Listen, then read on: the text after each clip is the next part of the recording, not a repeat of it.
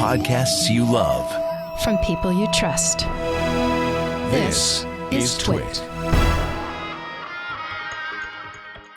Hi, this is Leo Laporte, and this is my Tech Guy podcast. The show originally aired on the Premier Networks on Saturday, September 18th, 2021. This is episode 1829. Enjoy. The Tech Guy podcast is supported by AT&T. If there are friends and family members you haven't talked to in a while, don't worry. It's never too late to reconnect. To help, AT&T is offering deals on the latest smartphones. It's not complicated. Everyone deserves something new. So AT&T is giving new and existing customers their best deal on every smartphone, even the latest ones. Restrictions and exceptions may apply. Visit att.com for details. And by Udacity. Gain in-demand tech skills in as little as 3 months with Udacity's part-time online tech courses. Visit udacity.com/twit and get 75% off any program with the code TWIT75. Limited time offer. Well, hey. How are you today? Leo Laporte here, the Tech Guy. Time to talk computers, the internet, home theater, digital photography, smartphones, ransomware, cryptography, all the technical stuff in this world we live in. That's what this show is all about. 8888 Ask Leo is my phone number. If you want to call and ask a question, make a comment, make a suggestion, all are welcome. 888-827-5536. It's toll-free in the U.S. and Canada, but outside that area, Skype out or something like that should still be a free call. 8888 Ask Leo. When you hear something on the show, you don't have to rush to write it down because we're going to write it down for you. James DeRuvo, our official scribe, posts it all, the show notes as they would be called, at the website, techguylabs.com. techguylabs.com. That's free. No sign up, nothing. You can even leave comments there if you're yelling at the radio saying, hey, I got a better idea. You don't have to yell at me. Just yell at me on the web. techguylabs.com. I love Elon Musk. Every week there's a Tesla story. So if you're one of the Tesla owners who paid $10,000 for full self-driving vehicles, the company is going to let you turn on the full self-driving beta. Okay, that's an important word, beta, version 10.0.1 software update, which you're going to get probably anyway in a few weeks. But you could get it now if you push. So if you've paid for it, there will be a button on your screen in your car. That's the beta request button. When you press that button, then Tesla will say, may we access your driving behavior? And if you say yes, then they will use something they call Tesla's insurance calculator. If driving behavior is good for 7 days, tweets Elon, we will then grant you access to the beta. Well, how generous of them. I only paid $10,000, so it's reasonable. That just kind of tells you how much confidence they have in this whole thing. Crazy. Yes, Apple had an event on Tuesday. Honestly, nothing really to write home about. They did announce a new base model iPad, which is still $329, and which is a great iPad choice for, I think they're students, obviously, but anybody who wants to get an iPad but doesn't want to spend a lot of money. $329, that's a good deal. $200 and $299 for education. I think that's a nice deal. It's a decent iPad. It's a good iPad. They also announced an updated iPad mini with an even bigger screen. I think it's 8.3 inches. That's nice. It's like a big phone. And then they announced 4 new iPhones. There were no AirPods announced, no Apple TV improvements announced, no laptops announced, nothing else. All the, speculative rumors about that, none of that happened. Just iPads and iPhones.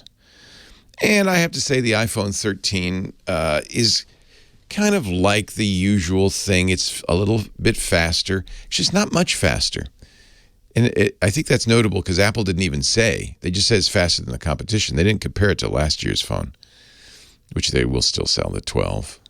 Maybe that's why. But also, the early benchmarks we've seen from people, I guess, who got access, reviewers and stuff, looks like maybe 10% faster. I don't think people feel like any iPhone is slow. That's not a problem. I think people report, oh, it feels so sluggish. They're all fast. So you don't buy it for the new processor. New graphics processor as well, somewhat faster. Don't buy it for that. What is it, the A15? I've lost track. Doesn't matter. Cameras be a little bit better. They're going to have macro, which means you can get up to 2 centimeters away from, real close to a flower or a bumblebee or whatever, your finger, whatever it is you want to take a close-up of. That's nice. Nice. The zoom is pretty big zoom. They have a new cinematic mode that allows you to switch the focus back and forth. Big deal. It's all little things. And they didn't call it a 12S, which you probably could have called it, but there's slight changes to the body design. So I guess, I think the biggest thing, the most significant thing is they've really increased the battery. Finally. And so this phone, they claim, will go like an hour or more longer than your existing iPhone 12. So that's a good thing. They've been improving the battery life. Should you run out? No, I think Apple's almost saying in a way what we all have known, which is people don't buy a phone every year, a new phone every year, except people like me, reviewers and true enthusiasts. Most people buy a phone every few years. And I guess the bottom line for you, I forgot, I left out the watch. I'll talk about the watch too. The bottom line for you is if you've got an iPhone 12, maybe even an iPhone 11, there's no urgency. This is not a massive improvement. Good. Done with that. I forgot. They did mention the new watch. Maybe the reason I forgot is you can't order it. They just talked about it. And it'll be available sometime later this fall. Slightly redesigned. The rumor guys got it completely wrong. They said it was going to be squared off, look like an iPad Pro. No. It's a little bit bigger, a little bit rounder, maybe. Same processor, so not faster. They do claim better battery life and faster charging. Okay. No other, not really any other new features that I can recall. And don't worry, because you can't get it now anyway. So kind of a ho-hum Apple announcement. They're not done yet. I think we'll see new Macs next month or the month after. But this was one where Apple said, "Yeah, we're just take a break this year. We're just gonna this little bit of improvements around the about 10% improvement in speed." I think the battery life's the biggest story.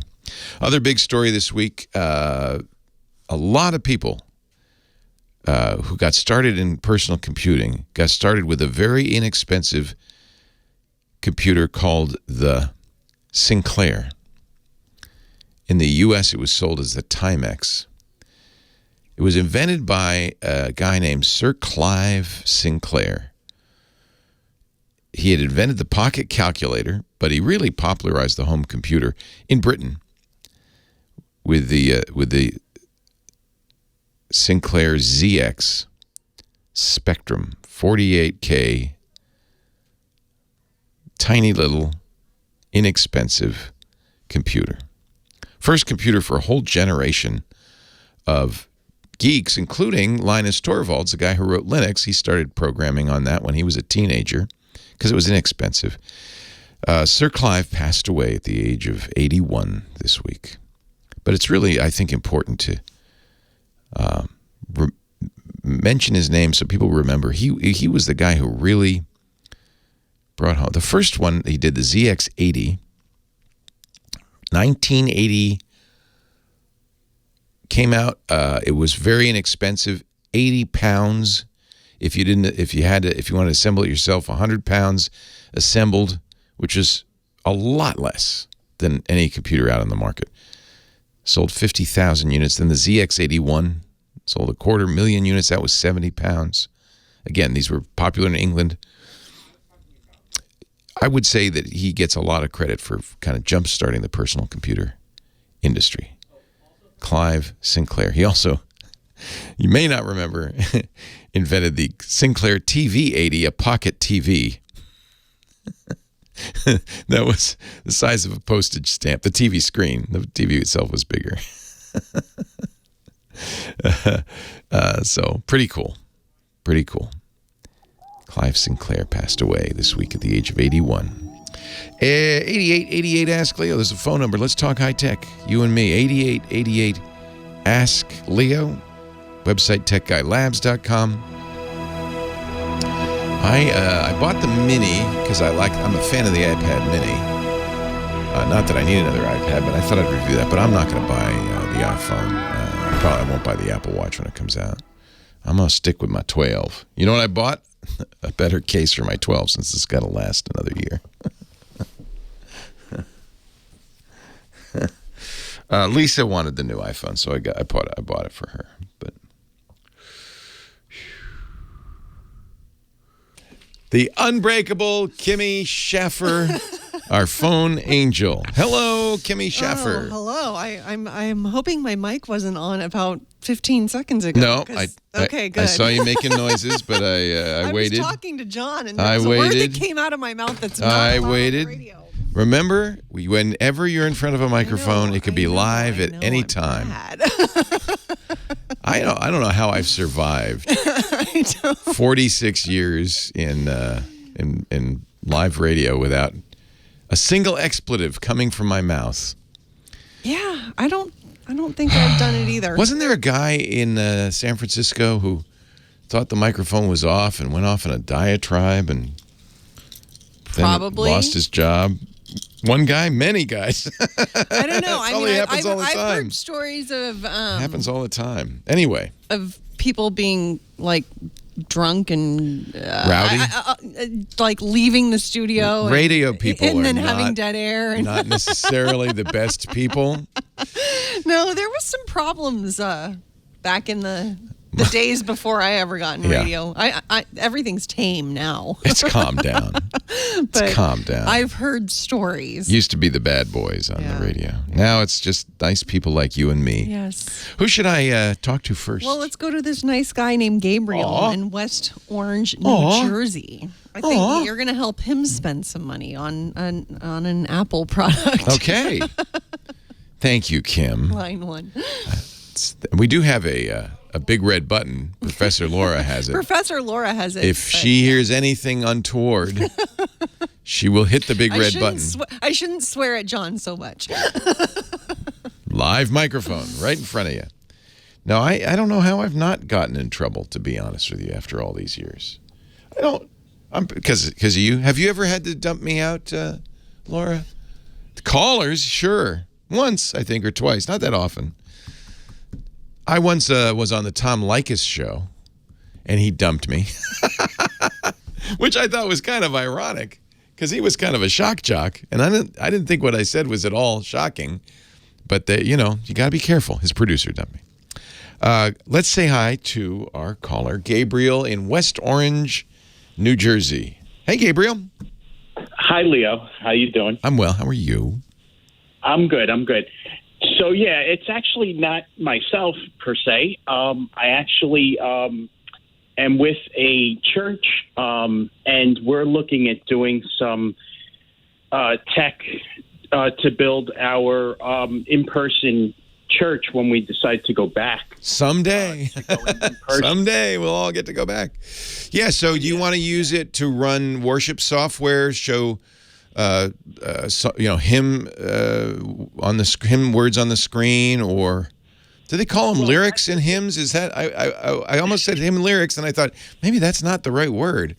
I don't know. I think you could call them lyrics. Lyrics. It's not like a popular song. And the music. Yeah, and the I know. Music. It's not words. Yeah. Yeah, words. So you want that because there's a lot of worship software that does that kind of thing for sure. No, right, but actually, the part that we want to use, we want to get a. We're on thinking of an Apple laptop, so we want to figure out if we want to get the MacBook Pro or the Air. Okay. And you know that the stuff that you want to do will work on a Mac, right? Because a lot of worship software is Windows for some reason. Well, what we want to do is actually, with regard to the laptop, we actually want to stream the nice service. Yeah, so you certainly could do that with a Mac, yeah. So you're going to get, now, first of all, I should mention that there will be there's no doubt in my mind, new Mac laptops this year, before the end of the year. They will announce them. Right. But you don't need probably the highest end possible. You're looking probably at the current generations of M1-based Macs, right? Right. Yeah. And I figure it'll probably make them cheaper when the new ones come out. So there's 3 models of the M1. There's the MacBook Air, the MacBook Pro 13, that's the one I got, and the Mac Mini. All 3 have identical processors. The only difference is for some of them you can get one with 7 GPU cores instead of 8, and that's a little bit less money. That probably wouldn't make any difference. The biggest difference between the Mini and the Pro is the Pro, because it's a slightly bigger case, not much, but slightly bigger, has a little more room for battery, so it's going to have better battery life, and it has a fan, and that means, in theory, that the Pro could run at higher clock speeds for a longer period of time without getting hot. So the Air might, after a half an hour, if it's really chugging along, slow down, wouldn't turn off or anything. All modern laptops slow down if they get too hot, where the Pro might keep going a little bit longer. I bought the Pro because the MacBook just because I wanted to get more battery life, and it indeed does have a lot of battery life. I don't think that's going to be an issue for you, unless you do 13-hour services. You're probably okay. Yeah, well, and I don't even think we would probably end up plugging it in anyway. What software are you going to be running? Do you know? Well, that's the thing. We're looking at the the services to actually send it over. We're going to use like a TriCaster to get the video. So most of the work will be done off the laptop. It's just going to be the thing that connects to YouTube or Twitch or whatever it is you stream on. It'll get you're going to have a pretty nice studio setup if you're getting a TriCaster. So that output of that goes on the laptop then streams. Yeah, any of them could do it. So, I think because it's continuous, you probably want to get a Pro just because of the fan. But and portability is not a big issue. All I have to say, one of the things that convinced me to get the MacBook Pro 13 is because it's not much. It's the same thickness as the thick part of the MacBook Air. There's not that much difference. Right. So that's the bigger difference might be the touch bar, which the MacBook Air does not have, which I personally prefer not to have. If you want it, then that's a feature. I think. What about 8 gigs to 16 gigs? I think 8 would be fine if you're just going to use it for that. I'd have to look. Do you know where you're going to stream to? Not yet. I know we're thinking of YouTube or maybe even Facebook Live or something like that. I think it's the only thing it's doing. I think 8 gigs should be plenty. Right. If you think you're going to stream to YouTube and Facebook Live and Twitch, like more than one place, meaning you'll run 3 different programs, then you might want to get more RAM. Otherwise, 8's more than you would think because of the way the M1 is architected. I think you get 8 gigs and be fine. Leo Laporte, the tech guy. Yeah.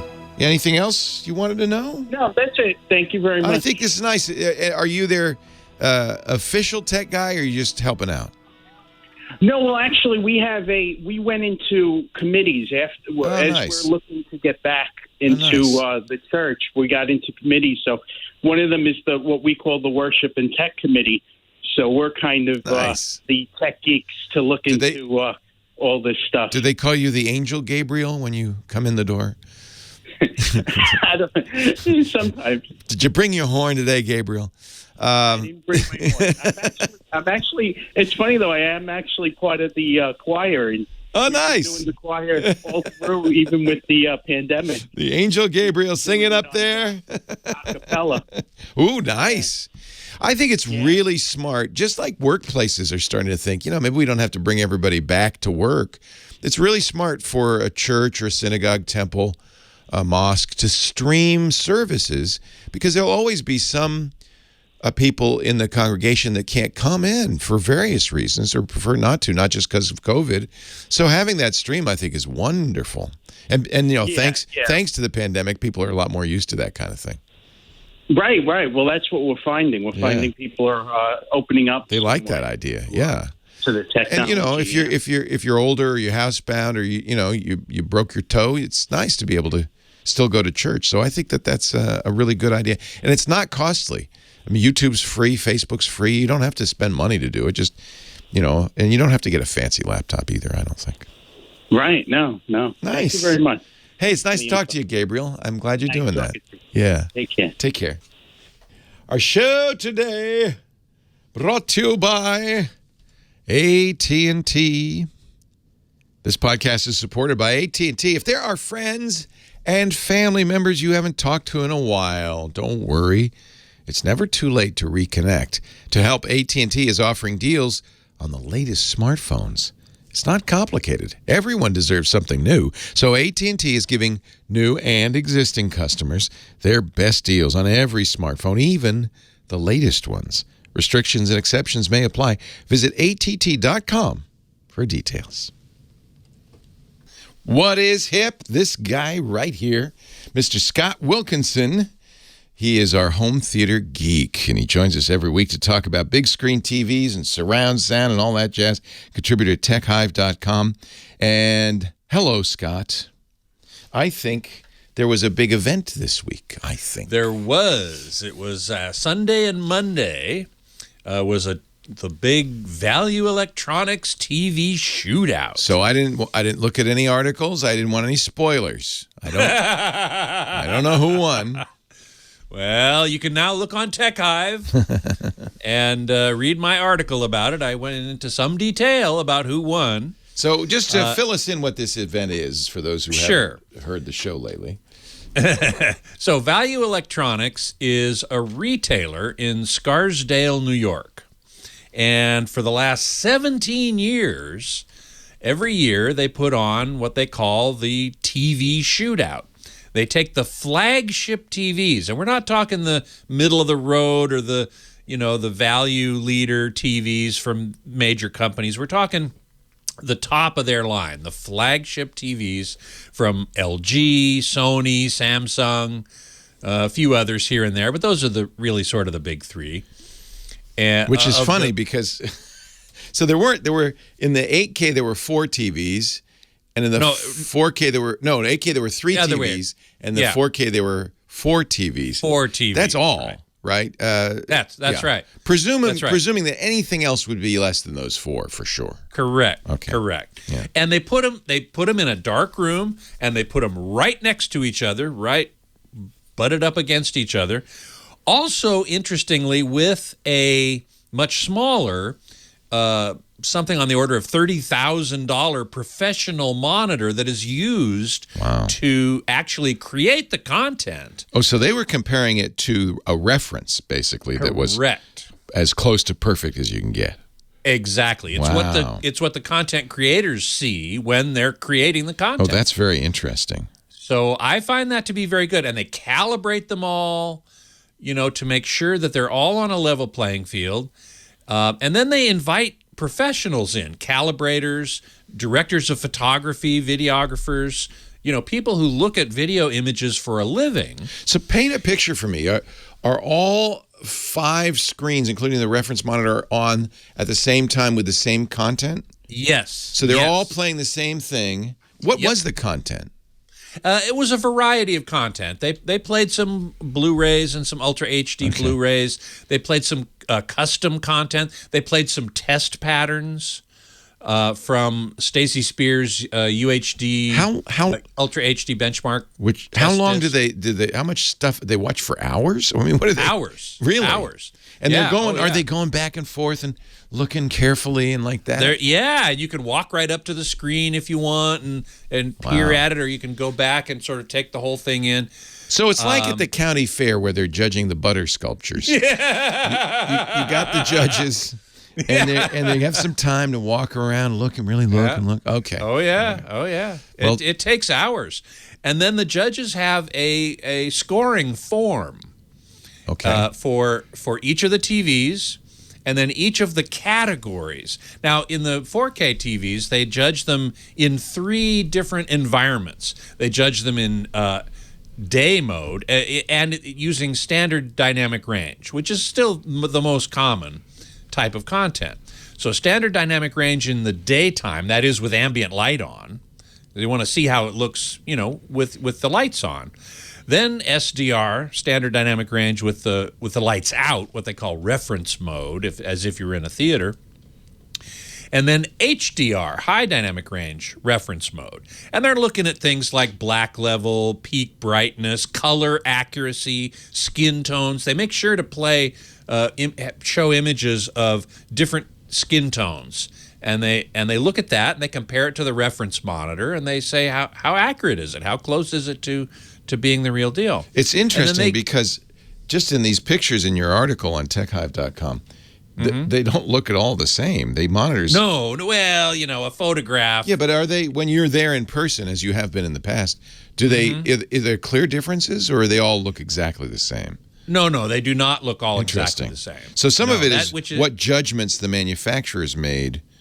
Correct. Right. Now, this is after a full calibration. Every single TV is fully calibrated by a professional calibrator. It's doing the best it can. It's doing the best it can. Exactly right. And they still don't look exactly the same. Isn't that interesting? Yeah. Now, you look at the scoring. In my article, I also have the results of the scoring. Every one of these categories, black level, color accuracy, shadow detail, that sort of thing, they're all scored by each judge with a value of 1 to 10. Wow. And then all of those scores are averaged, and you get the result that you see in my article, which is the average result of each score from all the judges. And so it's a very complicated process, and it takes a lot of time to set it up even. Robert Zone, the owner of Value Electronics, he takes days and weeks to assemble them all and calibrate them all. So anyway, the 4K TV, here are the results. The 4K TV, there were four candidates, and the winner was the Sony OLED. Second time in a row, right? Yes, correct. The Sony XR65A90J OLED.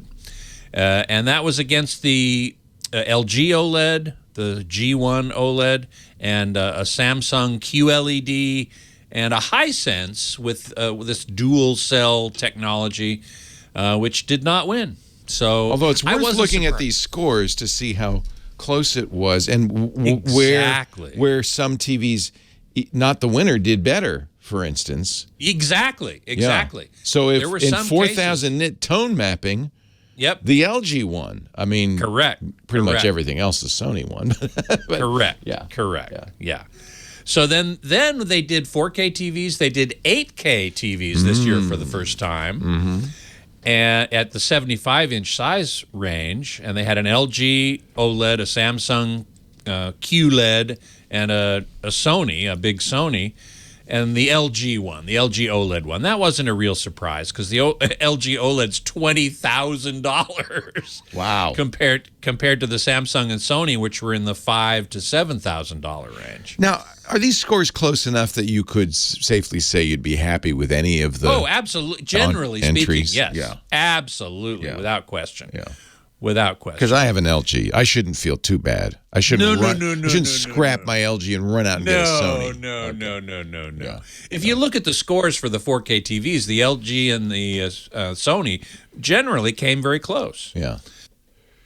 So the third the third product category was ultra short throw projectors, and we've talked about those on the show. You have a Hisense. I do. And how about this? The Hisense won the ultra short throw projector category. I'm a winner. I'm a winner. I'm a winner. I'm a winner. I don't have the one that won, of course, but No. The one that won is a 3-laser projector. It has a red, green, and blue laser. I only have 2 lasers. You only have 2. I know. Projectors don't come close. It's good they have their own category because they wouldn't come close to the direct view OLED and LCD That's monitors. true, especially in terms of brightness. Yeah. They wouldn't come close. They were all these projectors were shown on the same screen, the same material. So again, it was Very a level interesting. playing field. So 3 winners: Sony in the 4K, LG in the 8K, and Hisense in the short throw projectors. Yep. For what it's worth. Very interesting. Yeah. Very interesting. Yeah. This is, I think, widely considered to be one of the best comparisons out there. So it's I good to agree. get the info. Scott Wilkinson, read his article, techhive.com. La la la la la la la la la la. Zonk. Now it's all yours, Scotty.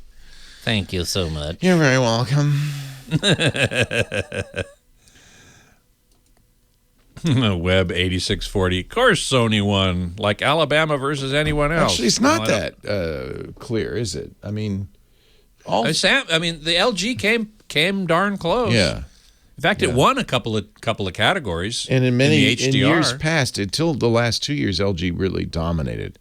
It's only correct. been in the last couple of years. Couple of years. Yeah. 3 years. Yeah. They didn't have one last year because of COVID. They just didn't have one at all.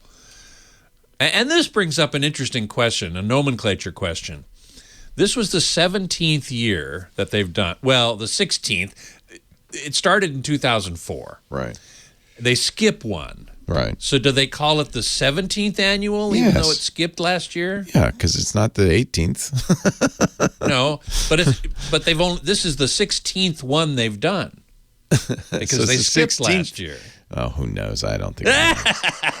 This is the sort of thing my brain kind of focuses on. Are you? So you had emceed it the last time.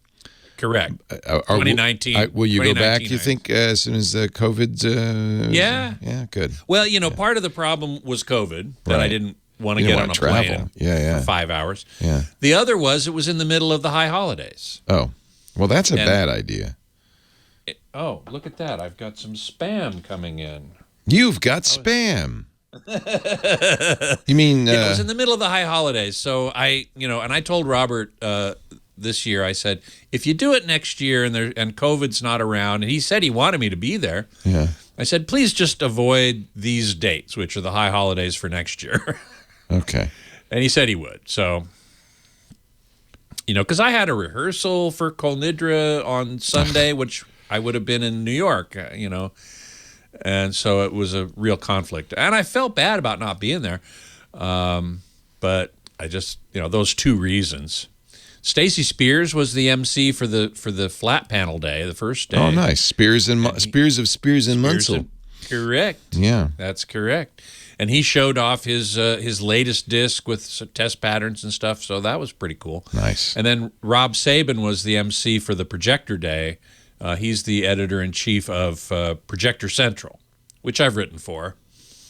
And he's a good guy. He's been in the business a long time. Nice. So, but next year, hopefully, I'll get to be there. I would love to.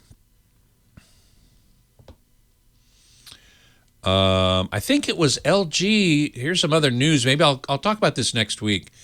LG entered the micro LED video wall category, consumer video wall, with what they call it DV LED, direct view LED. Ooh. Yeah. That wasn't just announced this week. We saw some news stories about it. So they joined Samsung and Sony and Planar. Remember I talked about Planar a couple weeks ago. And Planar's not nearly as well known as, Sony and Samsung and now LG. So, of course, it's going to be, a 393 inch, I think was their largest direct view LED, $1.2 million. You want to stick around to the top of the hour? I would be happy to. All righty. We'll talk again in a moment. I think this did more to spread the Japanese language than anything else. Boy, it's funny how these songs sound dated now, don't they, a little bit? But they're fun, Leo Laporte, the tech guy, 8888 Ask Leo, the phone number. Karen on the line from Clinton, Mississippi. Hello, Karen. Hello. Welcome to the show. What can I do for you? Thank you. I'm going to preface this by saying I am an Adobe fan, but I am wanting to do away with my iPhone, and I'm wanting to go with something that's not 5G. Do you have any recommendations? When you say you're an Adobe fan, I'm not sure how that... Oh, well, I had told the lady that took my call that I want to go with something that supports conservative values. Okay. Well, Adobe doesn't make phones, so you're safe in that regard. Oh, I'm sorry. Apple. I'm sorry. Oh, Apple. So you want a phone that doesn't do 5G because you're concerned about 5G? Well, yeah, I don't want 5G, but I don't want an Apple. And you don't want Apple. I got a 6S Plus right now. It's my second one. Yeah. So why don't you want 5G, just out of curiosity? I've read too many articles about the bad stuff about it. Well, it's still going through you whether you have a phone that does it or not. I know. The phone. So if 5G were dangerous, which it's not, but if it were dangerous, not owning a 5G phone wouldn't impact you one way or the other. But it's not dangerous. You don't have to worry about it. I'm sure there are the conservative values thing is a little bit challenging because I don't honestly know what the values are of other phone companies. I'm not even sure that Apple's not conservative. There is a phone, I don't recommend it, called the Freedom Phone that is really about, I think, scamming conservatives. You can go look at it, freedomphone.com. It's a scam, I say, because it's a $500 phone, but it's really only a cheap sub-$200 Chinese-made phone that they then got a company to put conservative apps on it, like OAN and Newsmax and Parler and that kind of thing.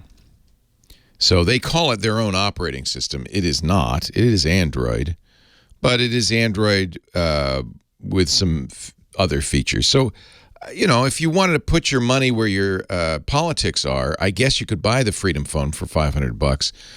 I would just point out, and I don't think it's 5G because let me just see, it's a pretty cheap phone.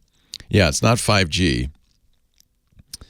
But in my opinion, this is a scam that's taking advantage of conservatives because it is in no way, phones don't really have political values.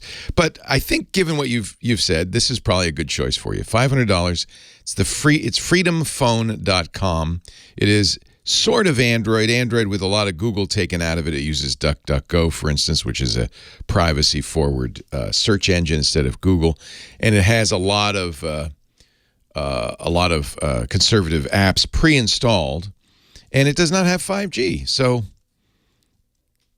again, somebody like me who is a tech person looks at it. In fact, you could read some reviews and says, well, it's overpriced. I think that's the only thing wrong with it. It's not. I don't think there's anything wrong with it per se. It's just costing more than it probably should. Yeah. I guess that's all I can say on the matter. Take a look at the Freedom Phone. It sounds like it's right up your alley. Let's say that. This is exactly what you were requesting. No 5G and conservative values. You could say that safely. Bob in Gallup, New Mexico. Hi, Bob. Leo Laporte, the tech guy. Hi, Leo. Thanks for taking my call. Thanks for calling. Yeah, I'm interested in remote PC. I have a family situation whereby there's a PC in Rosarito Beach, Baja California. Uh-huh. And I'm going down there early October. And if I put remote PC on that computer, can I access it from Gallup, New Mexico? Oh, yeah. It doesn't matter as long as you get on the internet. Yep. And you want to access it? Why? What do you want to do with it? Well, the situation is that my brother passed away. Oh, I'm sorry. And well, I appreciate that. And he named me the trustee. And basically, I need to do some more research on his computer. He was actually an IT professional with Motorola. Great. Did he, I hope, leave you access passwords, things like that? I believe I have those. Oh, yes. good. Now, the problem with remote PC is somebody has to physically put it on that computer before you can access it. Well, I'm going there in early October. Perfect. So you're going there, you can log in, but you want to continue to have access once you go home.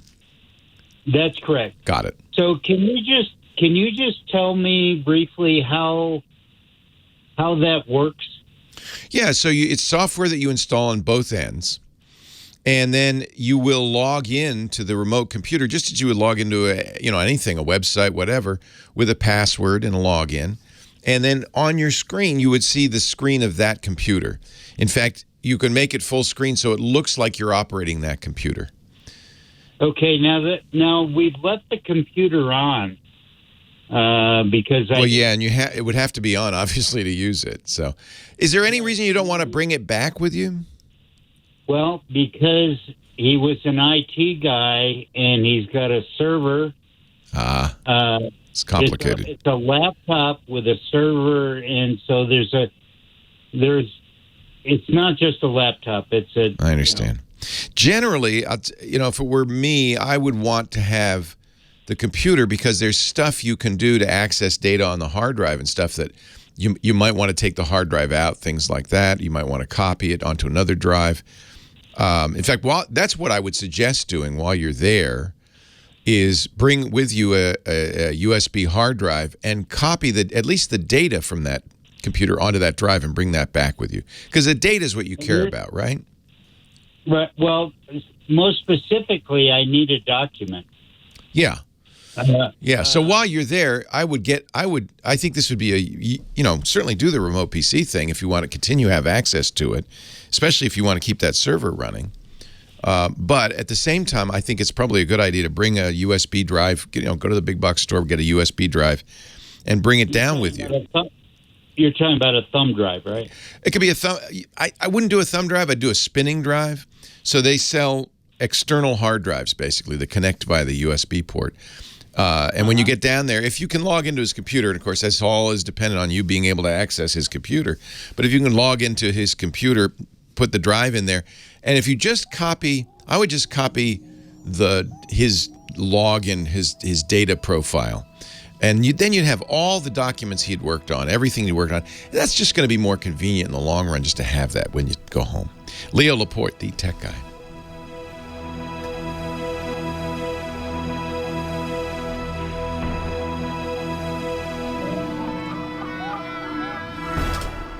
All righty, Scotty. It's all yours.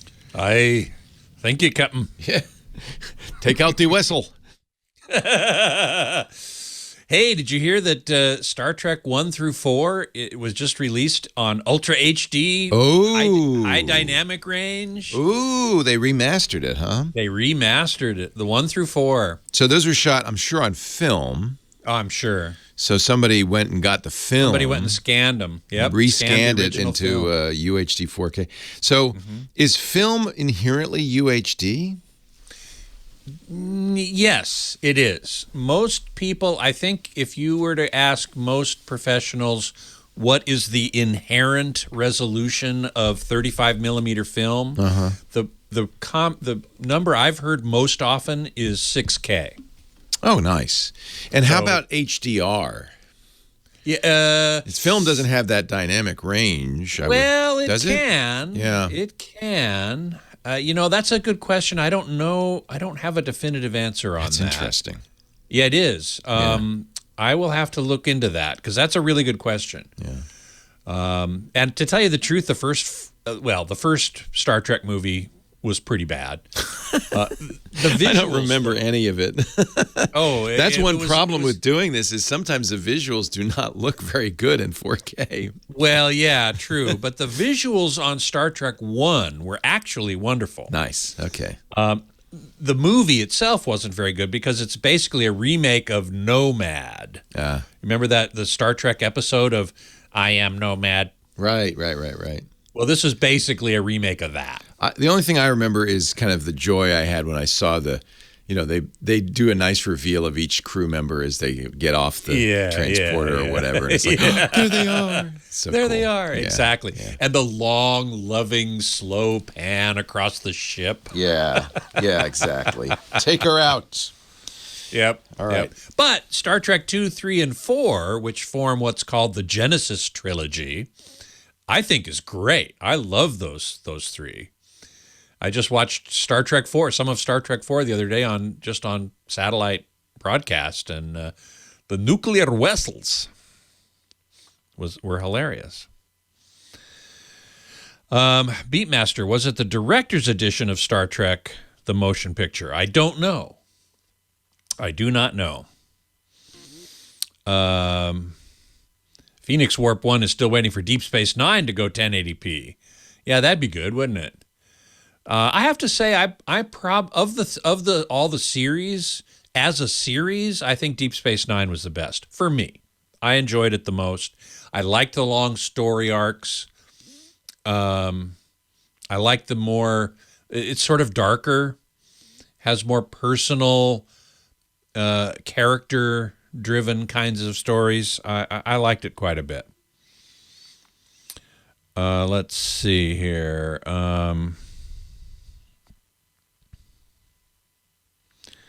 Joe says they did a great job with the color correction on those ST remasters. The 2009 Blu-ray and DVD releases were way too blue. Well, good.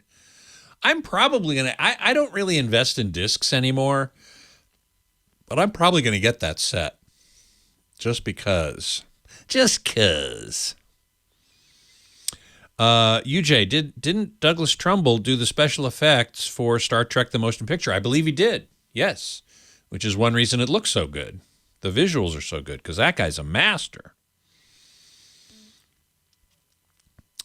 Talking about the TV shootout, Beatmaster asks, wouldn't each TV's output of light influence the perception of the other TVs when side by side? Yes, it would. Very good observation. That's exactly right.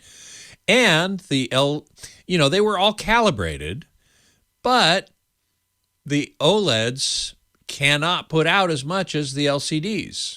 And so unless the LCDs were calibrated down to match the OLED peak brightness, which I don't know the answer to that question, I'll have to ask Robert about that, then you're right. The brighter picture would have an influence. However, I have to say, because the judges are all professionals, I believe they mostly can look past that, as it were, and just look at the attributes they were asked to look at. And one of them is brightness. And so in that case, of course, you would say, well, this one's brighter, so I'm going to give it a higher score for brightness. But then you want to look also at color accuracy. You want to look at shadow detail and black level. And these people, I think, are capable enough not to be terribly influenced by the fact that the LCDs were brighter. Web 8428. I'm looking for a conservative TV without 4K or 8K. Sorry, ain't gonna happen. Well, I believe you can still get a 1080p TV if it's really small and really at the bottom of the manufacturer's line. Those are about the only place you can find a 1080p TV. Uh-oh. Mike Heiss was missed the segment I was on dealing with the cable guy. Bummer, man. What were the other UST? Ultra short throws. Hisense was the new one they introduced at Phantom Cedia. I believe. No, the Hisense has been around for a little while. It was the. Let me look. Hang on one sec here. The USTs were the Hisense L9G, which is a tri-laser, red, green, blue laser. The LG was the HU85LA, which has been around for a while. That's like Leo's current TV that has red and blue lasers. And the Samsung LSP9 was the Samsung, and that's a tri-laser as well. So those were the three. And I thought the Hisense L9G has been around longer than Phantom CES, but maybe I'm Cedia rather. But maybe not. Maybe I'm not 100% sure about that now. I'll have to see. Let's see. Irvine Bob. You could limit the channels that are programmed via channel search, and you'd only have a couple of channels at best. Oh, and for a conservative TV. Okay. Well, whatever. They're just joking with you. I know. They're just joking. That was an interesting. Wasn't that interesting? Yeah. Somebody wants a conservative perfect. phone. You know what? That's what the Freedom Phone was made for. The Freedom Phone is perfect for her. Mm-hmm. As long as she doesn't mind getting scammed. I never thought I would be recommending the Freedom Phone. I know. In my whole life, I never thought that. That was really pretty amazing, actually. That's perfect for her. No 5G. Yep. So you won't get the COVID. And but you tried to set her straight of, hey, even if you don't have a 5G phone, she knew that radiation is still going through you. I don't know what to say. Yeah, really. Yeah, Irvine Bob's a kidder. He's a kidder. Yeah, Web 8428, a dumb TV. A TV without smarts. We've talked about that, and there aren't very many. Very few. I'd have to do research. I don't think there are any. I think there literally aren't any. Yeah. Yeah. All right, well, sir. there you go. Thank you very much. Thank you. Have a great week. Are the days of awe over? The days of awe are over. We are no longer awestruck. All right. The book of life is closed for the year. I hope you were inscribed. I hope I was too. See you, Scott. See you. Why, hey, how are you today? Leo Laporte here, the tech guy. Time to talk computers, the internet, home theater, digital photography. We've got your smartphones. We've got your smart watches. All that jazz. 8888. Ask Leo is my phone number. 888-827-5536. That's toll free from anywhere in the U.S. or Canada. Outside that area, you can still reach us, but you need to use Skype out or something like that. Website, techguylabs.com. That's where we put links to everything I mention on the show. techguylabs.com. That's free, by the way. There's no sign up. Wide open, good search. You can find whatever you need. All 1,829 shows. Bob's on the line. Oh, we were talking to Bob on Gallup, New Mexico. Let's go to Jeff in Pasadena. Hi, Jeff. Hey, Leo. How are you today? I am well. How are you? Good. So I'm really upset with my cable company and with their equipment failing, for the TV. Oh, God. Who isn't, right? Yeah, and it's just annoying. I mean, every few months, the cable box goes out. So yesterday, my wife and I were watching. We plugged in one of those over-the-air antennas on the new flat screen. Okay. And I was amazed at the quality coming through. Yeah, it is literally the best quality TV out there.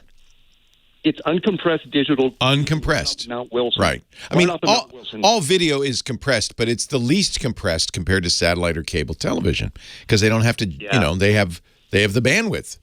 Yeah, and if you're close enough to Wilson, you've got a line of sight to Wilson, that absolutely is the best way to get at least your locals. I'm looking at Mount Wilson right now. But here's my problem. So we've got an Apple TV, and my wife says, for things like Discovery, we can just use that. Yeah. Because all we do is we watch, local news and, Jeopardy and stuff like that at night while we're on our iPads. It's just kind of background stuff. But then she says, but it would be nice to be able to pause when we have to do dinner and get something major. So I'm thinking, okay, great. Now I got to go back to a stupid box. So do I? You need what's called an OTA DVR. Has that enough initials for you?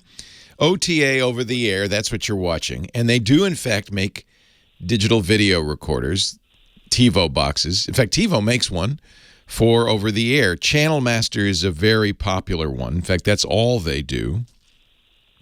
Depends how geeky you want to be. And then there's a company called HD Home Run. Actually, the company's Silicon Dust. They make something called the HD Home Run that also will do this. So there's some good choices out there. And if you read the reviews, there's partisans in both camps, Channel Master and HD Home Run. Here's why I like the HD Home Run and might be worth looking at. You're going to look at, they have some for cable TV, but they also have antenna tuner versions. What's nice about it is you connect it up to your antenna, but then you put it on your network, your home network, and now you can watch on your, because you said you like the iPad, you can use the HD Home Run software on your iPad. You could watch on another TV in another room. One HD Home Run box then feeds television to the whole house, kind of like cable TV did. Okay. So this is, I think, probably your best choice. Now, how does that compare to like things like Sling, or I'm looking at like YouTube TV, but it's well, that's different. So if you didn't get locals or you just wanted it all over the top, then those give you all of the same things you're getting from the antenna, plus all of the other stuff like basic cable channels like Discovery. Paid cable channels like ESPN and that kind of thing. But they end up costing the same as a cable company. It's just that they don't, and in fact, you probably still use the cable company for internet access only, but you don't have to pay them for your TV access. Yeah, at this point, it's not about saving money because I'm going to be paying somebody. Yeah, I think that's a really important point. People sometimes say, what you're talking about is being a cord cutter. In other words, cutting the cable television. And YouTube TV, as an example, $65 a month. That's cable. And then if you want 4K, it's $85 a month. So it ends up being no cheaper, especially when you add the cost of cable internet, which is, because the cable companies see this coming, has slowly been going up over the past years. It's probably $60 at least for internet from your cable company. So yeah, you don't do it to save money. You do it because you want a certain thing. But I think you made a really important point. If you are lucky enough to be able to get over-the-air television, good quality over-the-air television, that's going to be your best picture. So then you don't need. Then what you could do is get this HD Home Run DVR, hook that up to the antenna. That's now giving you all of that stuff over the antenna throughout your house, just as if it was coming in through the internet, and then you subscribe to whatever channels that you want to pay for, like Netflix and Amazon Prime and HBO Max and all those a la carte. I like it. If I don't unfortunately get over-the-air channels where I am, but if I got over-the-air channels, that's the right way, I think, to cut the cord, because you're getting for free all the networks, basic television. You're getting football games, baseball games. You're getting the Academy Awards, all the stuff that you watch locals for.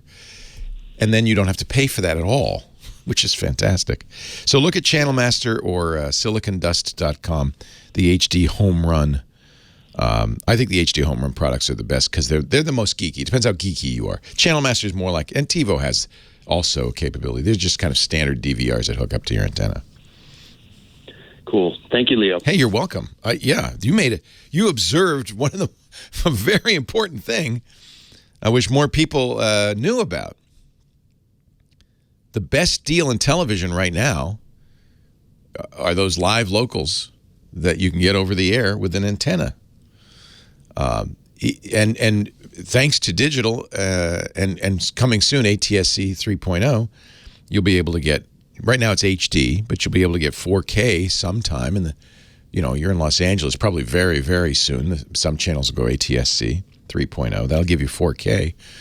And it's uncompressed. It looks fantastic. The HD looks fantastic. In fact, I would submit that probably for a lot of us, over-the-air HD is probably as good as we need, certainly for watching local news and football games, which aren't in 4K anyway. And and you can get Discovery and all the other stuff through one of these services. So there are a couple of the big ones are Sling and YouTube TV. 8888 Ask Leo. That's the phone number. If you're a hankering to ask a question, talk tech. If you've got a solution, I have the HD Home Run, but I haven't ever used the Channel Master. I used to use a TiVo for over-the-air, but I've been on cable for so long because we don't get over-the-air channels. I'm not really up on this whole thing. I just like the idea of the HD Home Run sitting on my network, especially if you have a wired network in the house. That's rare, and it really sings. But just sitting in your network, and then you can watch it everywhere. That's neat.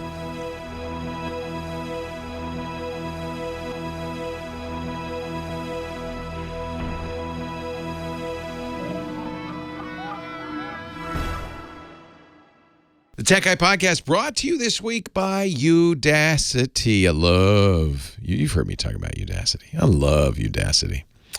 It is a great way to get the tech skills big companies really want you to have. If you want to get a job in tech, Udacity is a great way to get those skills with a unique part-time, fully online education program. It's really geared for anybody who wants to take your tech to the next level, but it's especially valuable for people who want to get a job at Amazon or Google or Microsoft. Udacity offers these nano degrees. This is so cool. Originally designed, frankly, by a Googler who said, we need to do this. They're celebrating their 10th anniversary this year. We need to do this so that we get people with the skills we need applying for the jobs we've got. They created these nanodegrees originally with Google, and now they've got nanodegrees with Amazon, with Google, with Microsoft, IBM. There's a number of them. And man, if you can't find something you're excited about learning and doing for a living, I don't know. I can't help you. You could study AI. You could study deep learning, flying car and autonomous flight engineer. Intro to self-driving cars, machine learning engineer. How about a nano degree in the robotics software?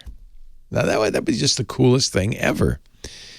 To create the courses, Microsoft partners with the big name companies I mentioned, Microsoft, Google, IBM, AWS, and more. Your teachers will be team leads from these top companies. And if you love learning, and you're always learning, looking for more tech stuff to sink your teeth into, I think you're going to love Udacity. Now, the reason I recommend it is because, they have the videos. It's in your own, time at your own pace, but they're very focused on hands-on. Wait a minute, you say, how do you do hands-on with online? Well, you do projects. And in order to pass the courses, you got to do the projects. You got to execute. And you will be doing homework and projects reviewed by qualified professionals. You'll have real human feedback, just as you will in the real world, code reviews, things like that. But you're never on your own. They've got a great mentor program, and those mentors are available 24/7 because Udacity's all over the world. It's truly global. 14 million people use Udacity in over 240 countries. To me, this is a beautiful example of how the internet can change lives. Maybe it could change yours. The World Economic Forum says 75 million jobs are going to be replaced by automated processes in the next 3 years.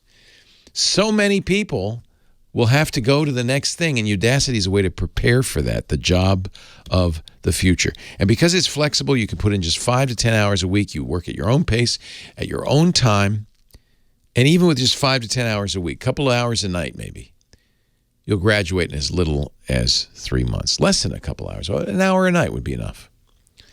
That's awesome. And the thing is, you're going to want to do more. You're going to love it. Once you enroll as a student in a specific course offering, you'll be prompted to review the online course, complete the projects and the support courses. They have flexible payment options. You can learn at your own pace and schedule. They even have free courses. And by the way, it's not just for individuals. If you have a business and you've got a team and you want them to master the latest cutting-edge technologies like data science and AI and cybersecurity. I mean, who doesn't want their IT team to be up on cybersecurity? You should check out Udacity for Enterprise. Yeah, they have an enterprise program. You can upskill your entire workforce with the same real-world project-based learning Udacity's famous for. Check out, it's all on the Udacity website. There's a whole enterprise section. Udacity, Udacity, udacity.com/twit. 75% off any program right now. I can't believe they're still offering this. I don't know how much longer they're going to do it, but take advantage of this. 75% off makes it super affordable. But you'd need the offer code TWIT75. And I want you to use that and the special address, udacity.com/twit. Please use that, A, because you want the 75% off, but B, because it helps us. Because then they say, oh, they saw the ad on the Tech Guy. So if you were at all interested, it's going to help you. You're going to love it. I joined when they started in 2012. I've been a member for 10 years myself. Some great courses. Udacity, udacity.com/twit. People are always asking me, how can I get these skills? I want to learn to program.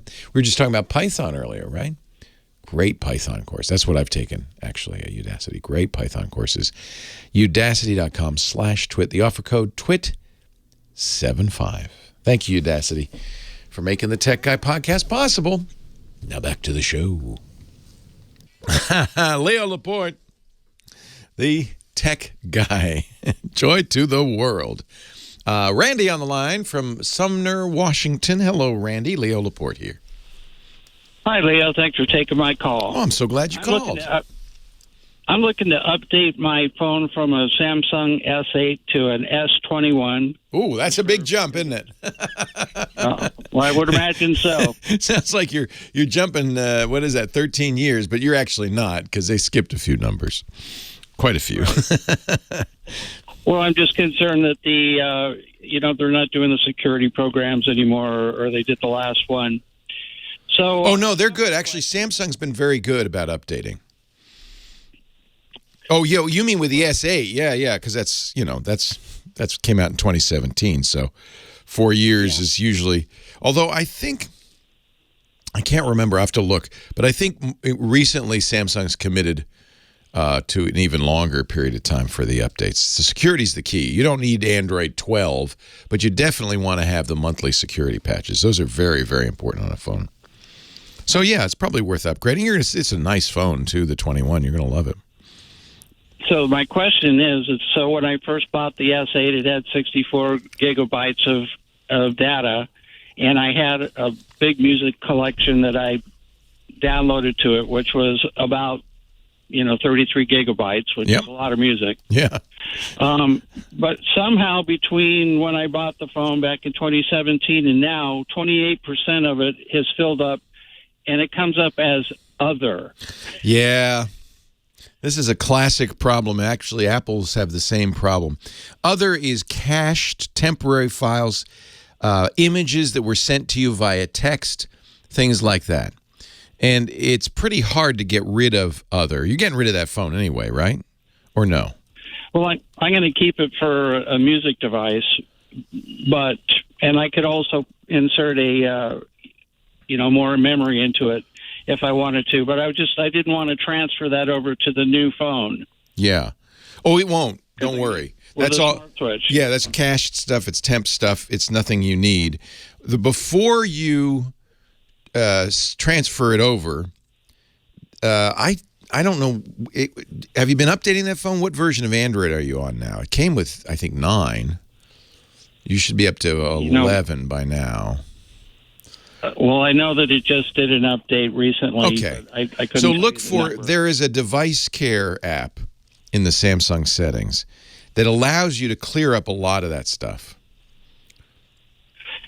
And so that's it. It's just that, I see that, the files that it actually comes up with, I do want that stuff. I mean, there's some stuff I haven't used for a long time, but with that much music, you might not hear a song for quite a while. Oh, no, yeah. You definitely don't want to delete any music. And it shouldn't if you just delete the temp files. Let me look at, I have a Samsung flip phone.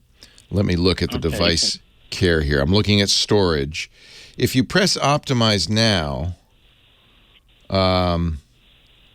okay, that's not how you get rid of it. I'm pretty sure you, here it is. I tapped storage. It shows what I'm using. You can, I think it's, don't delete unused apps or large files. Well, I guess you can't really delete any temp files. It's not going to, I have 5.62 gigabytes in other, which is ridiculous. But it's not, other like trash is not going to get transferred over to the new phone. Okay, sounds good. Yeah, you don't have to worry about it. Yeah. The second question is, I don't have any security on my phone. I don't need it. I'm a truck driver. I don't need to be fumbling around with putting my thumb up to open the phone. Is that something that's required on all the new phones? You mean for the fingerprint reader? Yeah. No. Well, a couple of things. First of all, Samsung supports Face ID on the S21, so you can just hold it up and it will recognize you and unlock. But even better, Samsung and most modern Android devices will do this, have a smart unlock. You can say, hey, whenever I'm paired to the Bluetooth in my truck, don't lock the phone. I'm using it. And it won't lock in your truck at all. All right, that's smart unlock. Okay. Yeah. So that's a very handy feature. I do that when I'm home. I do that when I'm at work. I do that when I'm in my car because, then it saves you a few clicks. But the Face ID is very fast on the new Samsungs. They give you a number of ways you can log in now, which is great. Not just fingerprint, but also Face ID. Leo, great program. Thank you very much. You're going to love your new phone. You're very welcome. Nice to talk to you. Yeah, I have to say, I think 4 years, every 4 years is about the right. I don't think you need to upgrade any faster than that.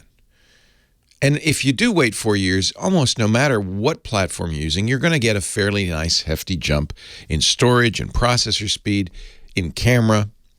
It'll feel good. But I think, and this is the problem with the newest iPhone, it's a small upgrade. That's a lot to pay.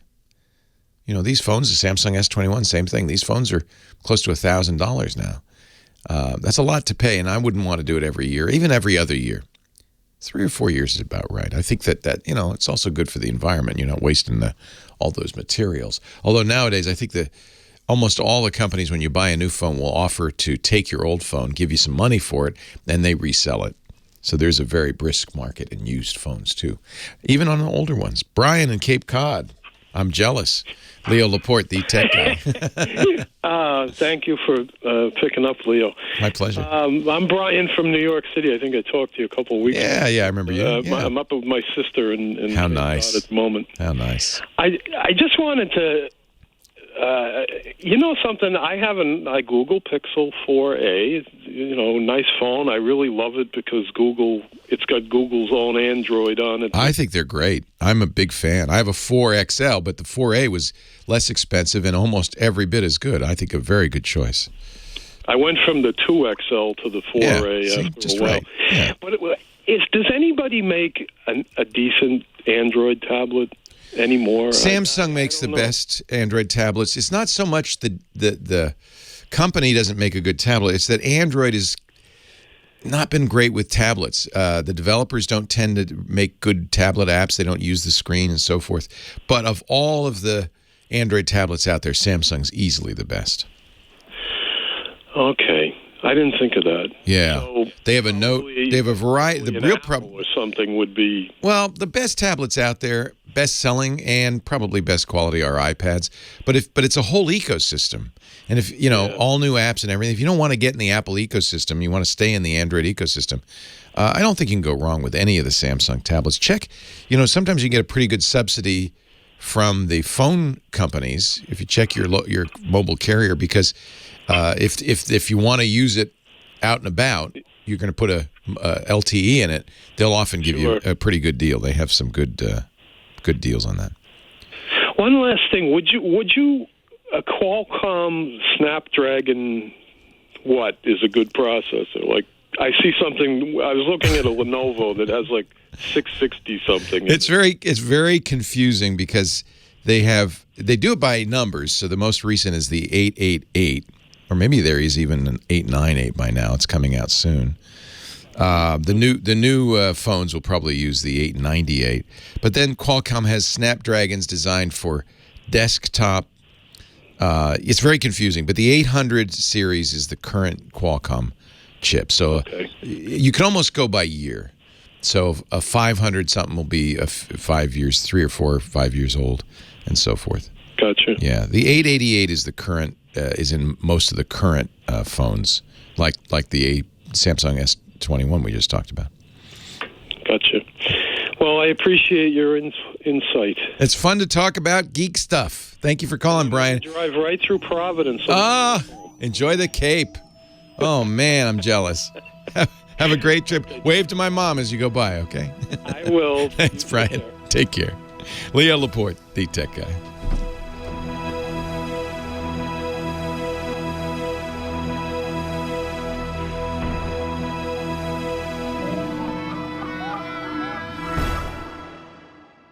He's been everywhere. He's our traveling guy. He's Johnny Jet, each week bringing us good news as the world once again starts to reopen. Hello, Johnny Jet. JohnnyJet.com for his newsletters. Am I right? Is the world reopening? It is reopening, and actually the TSA checkpoint numbers went up from last week. I thought it was like doomsday because last week the numbers were really dropping. But yesterday, 1.9 million people went through checkpoints. And that is just 500,000 off of 2019 on the same day. And keep in mind, we don't have any international travelers and very little business travelers. And this is all within the U.S. then? No. There's international flights. So I'm just saying a lot of foreigners can't come here. Oh, I see what you're saying. They can't get into to the U.S., although there's a rumor that vaccinated ones will be allowed soon. Oh, good. And as far as U.S. citizens going to Europe, that's kind of a mixed bag at this point.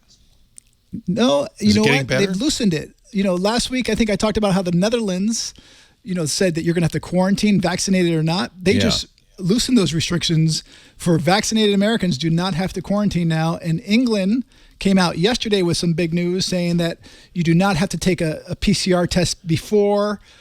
If you're vaccinated, you're allowed in. You just have to do like an antigen test, I think it's called, when you arrive. So it's a lot less money and a lot less restrictive. But again, these things are always changing, these rules, so you have to double check, triple check. I'm talking when you book your trip a week before, the day before, just keep checking because it's always changing. And that's part of the problems right now with traveling internationally. So keep that in mind. But there's a lot of good news. American Airlines has just opened up their flagship lounges. They're starting to. They just opened up New York's JFK. There's 5 of them, and they're about to open up another one in Philadelphia. And the other one that's opened is New York's going to be opening. Miami. New York opened. Miami's opening at the end of the month, and then the other ones are going to open later. But these are really plush lounges. Some of the nicest lounges in America. I've been the one in Manhattan. It's really great. You could sit outside on a terrace and watch the planes take off. Well, that's the Delta one. Oh, that's Delta. That's Delta. And that's a nice lounge too. I love that lounge. Yeah. Yeah, those outdoor ones are. I love that. There's kind of a little bit of a jet fuel smell in the air, but other than that, it's very nice. I love jet fuel. I love the smell of it. Really? It fires me up. And actually, I just came from the Cranky Flyer Dork Fest at the airport, LAX In-N-Out Burger. That's why I'm wearing my. Oh, you did that last year, I remember. Yes, every year they do it. So there's literally hundreds of people just eating burgers and watching Flyer Dork Fest. Yeah. Who are these people? They're just a bunch of dorks, aviation geeks. And why the In-N-Out Burger? Because it's one of the best places, a plane spot in the country. Oh. And people flew in from all around to go to this. Everyone wore masks. I brought my kids. We sat far away from everyone. They ate cheeseburgers. Today's National Cheeseburger Day, by the way. Happy Cheeseburger Day. Cheeseburger. I have to make cheeseburgers tonight, I think. Yeah. So some more good news. Qantas actually confirmed that they're going to start flying internationally December 18th to the U.S., UK, Singapore, Japan, and Fiji. So that's huge news because everyone's like, Australia's not going to open until mid next year. But it's looking like it's going to be this year, which is great. Also, it's kind of a mixed bag, though, because I think I'm canceling my cruise that leaves from Hong Kong in January because Hong Kong has really locked down. Asia's difficult right now. Asia's tough. And South America is difficult. So, and This is the second year in a row I've had to cancel that cruise. I thought by now it wouldn't be a problem. But you're going to get your money back, or I got my money back. Or do they make you put it towards another cruise? No. Because I'm canceling 90 days before the trip. I can get my money back. And that's important for everybody who's ever booking travel and there's penalties. You know, I use a service called followupthen.com. Yeah. It's an email reminder service. So whenever I book a idea. ticket, I forward it to there to say, hey, cancel. You have 1 day to cancel, whatever I put my note in. Right. And it really helps, especially with cancellations, or also if I have credits from airlines or hotels that I need to use. Oh, this is brilliant. I have reminders. So this is an email reminder, and it could be for anything, but that's a great idea. Free. Yeah, that's followupthen.com. I will post it in chat room. That's a great and tip. on Twitter and my website. Also, good news, Alitalia. I told you that they were done. They still are done, but now the new owners, which are taking over on October 15th, which is called ITA, they're now trying to buy the name Alitalia back because everyone knows Alitalia, but they don't know ITA. Well, ITA is a symbol for Italy. Is it the Italian government, though? Aren't they government airline? Alitalia? They were. I think this new company is not. I'm not 100%. So the government. I do know that they're trying. Yeah. And actually, the head of the new airline is a former Alitalia man. So good. Good. I don't. I'm Italian, so I can rag on Alitalia. You know, they've been one of the worst airlines run.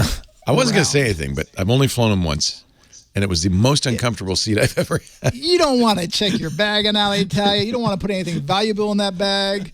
You see cameras of them. You know, and you never want to put anything valuable in the check bags because some baggage crew will. I always carry my cameras on with me. Always. Always.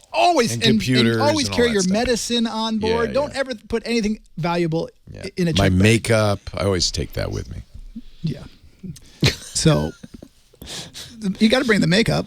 You got to bring the makeup. My Manolos, got to keep those in the bag. It's a rather large carry-on bag, actually. More good news. United Airlines banned over 1,000 people so far this year. For not wearing, I don't know if that's for good or refusing bad. to wear masks. Yeah, and being rowdy. So just being drunks. it's mostly because of not complying with wearing a mask. Yeah.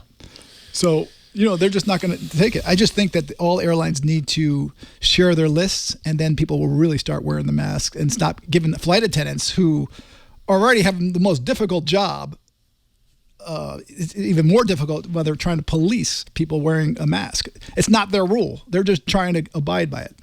I live for travel. I have a good friend, Cheryl Lazar, her and her partner just rented a RV, and they drove up to Alaska. Right now, they're at the Arctic Circle. To me, that's the kind of travel I'm going to do. It's safe. It's fun. I'm going to see America. See America first. That's my new motto.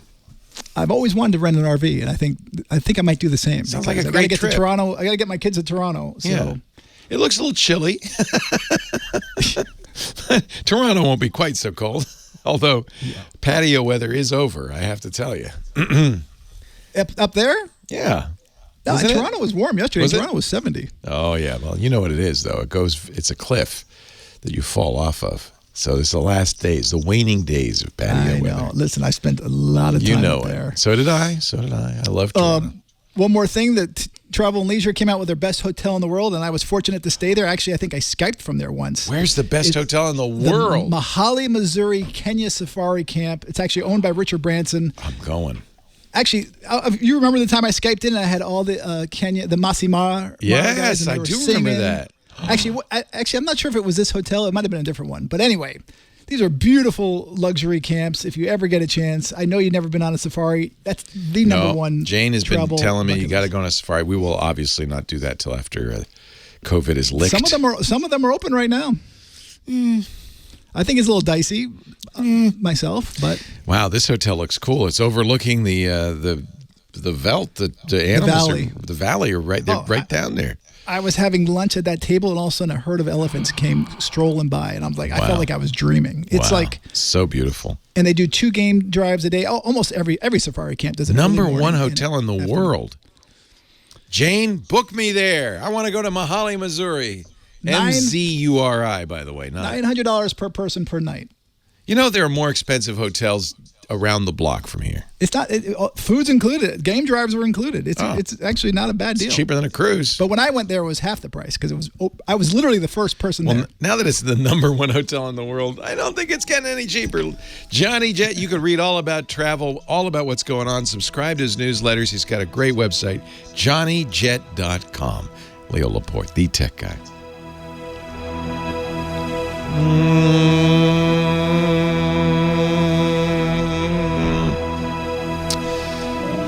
Jane's great. She said, what about Antarctica? That's another one that's tough this year because I've heard some are canceling and some are still going. Oh, interesting. Yes, I would not want to be in Antarctica if there's a COVID outbreak. No. On the ship. Yeah, that's a good point. She was suggesting Crystal. But Silversea, I like it. They have a new thing where you fly over the Drake Passage. So I would like that. Yeah, you don't have to go sail the Drake Passage. How long is that? 6 hours, I think? Yeah, I don't know. One of my buddies did it. Yeah, and then when you get there, you're still on a cruise ship sailing around Antarctica, but you don't have to do that ugly passage. Yeah. My buddy, who actually has a TV show, Expedition Unknown, Josh Gates, he's a great TV show. Oh, yeah. He's a great guy. Yeah. He sailed on a 35-foot sailboat, the Drake Passage. I'm like, you're out of your mind. You could not pay me. He's like, I loved it. He loved it. Was it rough? Because it can be calm. I think one way was rough. When we sailed, it's so funny because when we sailed, we did a geek cruise around the tip of South America. So we sailed around the Cape. Was it the Cape of Good Hope? Cape Horn. Cape Horn. And Cape Horn's South Africa. Yeah, Good Hope, I think, right? And it can be very, very rough. Let's get that. But apparently we were very lucky. It was so calm. And this is the same thing about the Drake Passage. You just don't know what you're going to get. But it was so calm. The captain said, let's sail around the island twice. I've had friends say they've gone through the Drake Passage and it was calm. Yeah. You just don't know what you're going to get. That's the problem. Yeah. And if it's not calm, you're going to be sorry. Right. I'm not into that for almost 2 days. Cape Horn. You're right. It's Cape Horn. And Tierra del Fuego. So we sailed around Tierra del Fuego twice. Because, it was like a lake. Yeah, the Cape of Good Hope is South Africa. Yeah, Good Hope and Cape Horn. I have a picture of me with that sign right there. It was awesome. I think I have a tattoo or something. I can't remember. They tied me up. A tattoo? No. Anyway, I try to be more uplifting this time, so I don't care. You be as up or down. You just tell the truth. I call it the way it is. Call it the way it is. Call it like you see it, man. And I do. So. Yeah. No, that's all I ever ask. It's not your job to be overly optimistic or overly pessimistic. Just say what's going on. Yeah. I mean, I'm a little down because I was so looking forward to this cruise. It's twice now we've canceled this cruise. Same cruise, January, same places, Hong Kong. That is a dream cruise. It's my dream cruise. Well, the last one was better because it went to Palau as well and in the Philippines. It was a 3-weeker, but this was the truncated version. But of that you've been before, right? Well, Asia. Southeast Asia. I've been to and I hadn't been to any of those places. You've been to Hong Kong? Singapore is the only one I've been to. Never been to Hong Kong. Did you like Singapore? Loved Singapore. I did too. Some people think it's too boring, but I love it. Well, I was there a long time ago too. I was there 25 years ago, something like that. Okay, well, it's changed a lot. Oh, yeah. Big time. No, and we loved Japan. I like Asia a lot. And I was a Chinese major, as you know, so I love Asia. Oh, my God. But have you seen Crazy Rich Asians? Yeah. Very funny. Because that hotel is... I mean, I had You've been to that reservation hotel? at the hotel. Jeez. Yeah, it's been in there. It's a great hotel. You know what? You chose a good life. I know it's a little tough right now. Is Natalie doing any Pinterest stuff, or is it? Yeah, she's still doing Pinterest, so she still has some clients, but she's also doing some photography. Good. It's a little slow right now, I know, but you're hanging in there. How's your dad? He's hanging in there. I went to go see him this week. He's like, "Don't come. What's the point?" Oh, you went to Connecticut? FaceTime. You went to Connecticut? I was gonna go yesterday. But you didn't. No, he told me not to. He's Good. like, "Please don't come. Don't take the chance. You got 2 little ones." Johnny, have a great day. See you next week. Bye-bye. Leo Laporte, the tech guy. 88. Ask Leo is my phone number if you want to talk high tech. Henry's on the line from Los Angeles. Hello, Henry. Hi, Leo, long-time listener. Love your show. Thank you. What I have I basically in my business, I take a lot of pictures that I need for my projects. But meantime, I have a lot of personal pictures that recently I had all my pictures on Carbonite, but I wanted to have more access. So, yeah, Carbonite's backup. But what you really want is somewhere you can browse the pictures, you can see them on your phone, you can see them on your desktop. So it's kind of backup plus a view of your pictures. Absolutely. Yeah. Absolutely. But so now I got Google Photo, and of course I have an iPhone, so I have it on that also. But the thing I don't like about it, I created all these albums, I put my pictures in albums, but I still have all the pictures on like the main apps. So when I go sift through for my business pictures, it's just too crowded for me. and I want to be able to have a little bit more control on that. So Google Photos does have a feature that says delete the pictures locally once I've uploaded them to Google. In fact, it's one of the things I did suggest for people who are running out of room on their iPhones because it makes it very easy to save room. iCloud has a similar feature in iCloud Photos. There's a difference. Google Photos, unless you're well, you could switch on originals, but generally speaking, people don't get the originals on Google Photos. They are slightly compressed JPEGs. I think they look fine, but some people don't like that. iCloud does store the originals. In both cases now, you pay for storage. It didn't used to. Google Photos used to be free. Are you looking for another photo app, or what are you're looking for a way to segregate your business from your personal? Exactly, and I want to have access to my personal on my phone. And I love the albums and so forth, and I want to have access. You need some way to tell these services that this is personal and this is business, and that isn't me. You know, but the software doesn't know. It just sees all the same pictures in there. Right. So, I mean, you can use, there's organizational features on both systems that will let you, move stuff and say this is, have a business folder. One of the reasons I like Google Photos, so this doesn't come up for me, is because I can have albums automatically generated with people in them. So I can say, I only want to see pictures of me, my wife, and my kids. And those are all personal. So that's one advantage of stuff like Google Photos. I don't know how you would, if you're taking the photos with the same phone, how it would know that this is for business and this is personal. There's just no way it would know that. So other than face recognition or place recognition, I don't know how I could say, well, get Amazon Photos and only upload personals to that, but you would still have to manually say this is personal, this is business. Exactly. I don't know of any way to simplify that. If you have an Amazon Prime account, they offer free unlimited storage for originals as well, so you can use the Amazon Photos album. So that's another good choice. One idea I had was to keep my business on once I have my pictures and I upload it to Google Photo, just keep my personal on Google Photo and take my personals and just move them up to Carbonite, just like what I mean, you're going to have to do something manual. That's the problem. And I wish there was some, I'm racking my brain. I can't think of any easy and obvious way to distinguish, unless you had separate cameras or separate phones, then it would be easy.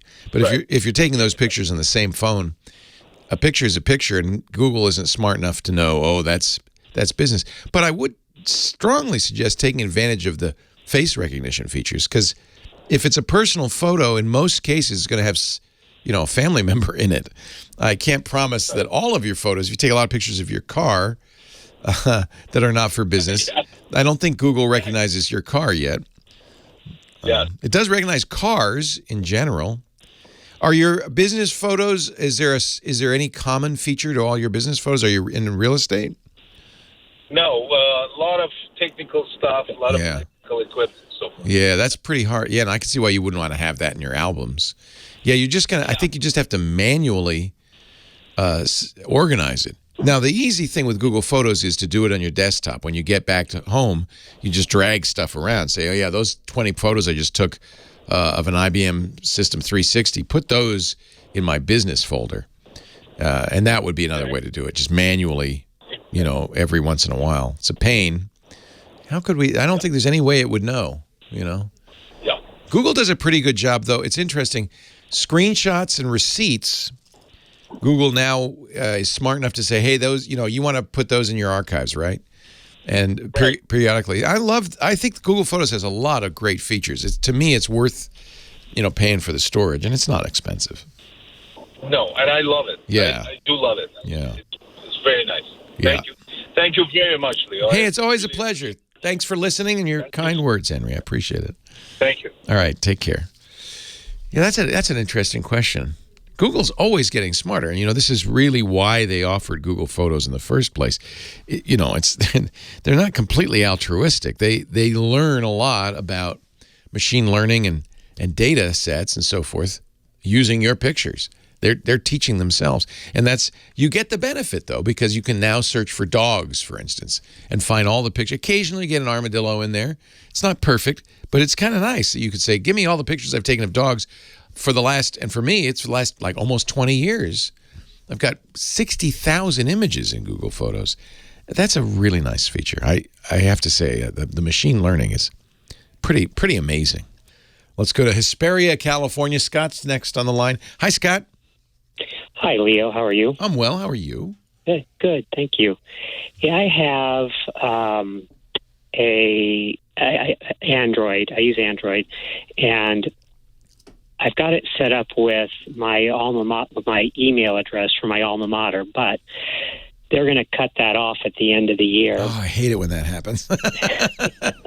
You should check. They might have my alma mater has an alumni address so that you can kind of keep that. Well, that's what this is. Oh. I guess it's just gotten too expensive to maintain. Anyway, so I need to figure out how to switch from that email to a different email on Android without losing my account with all the apps and things that I've bought.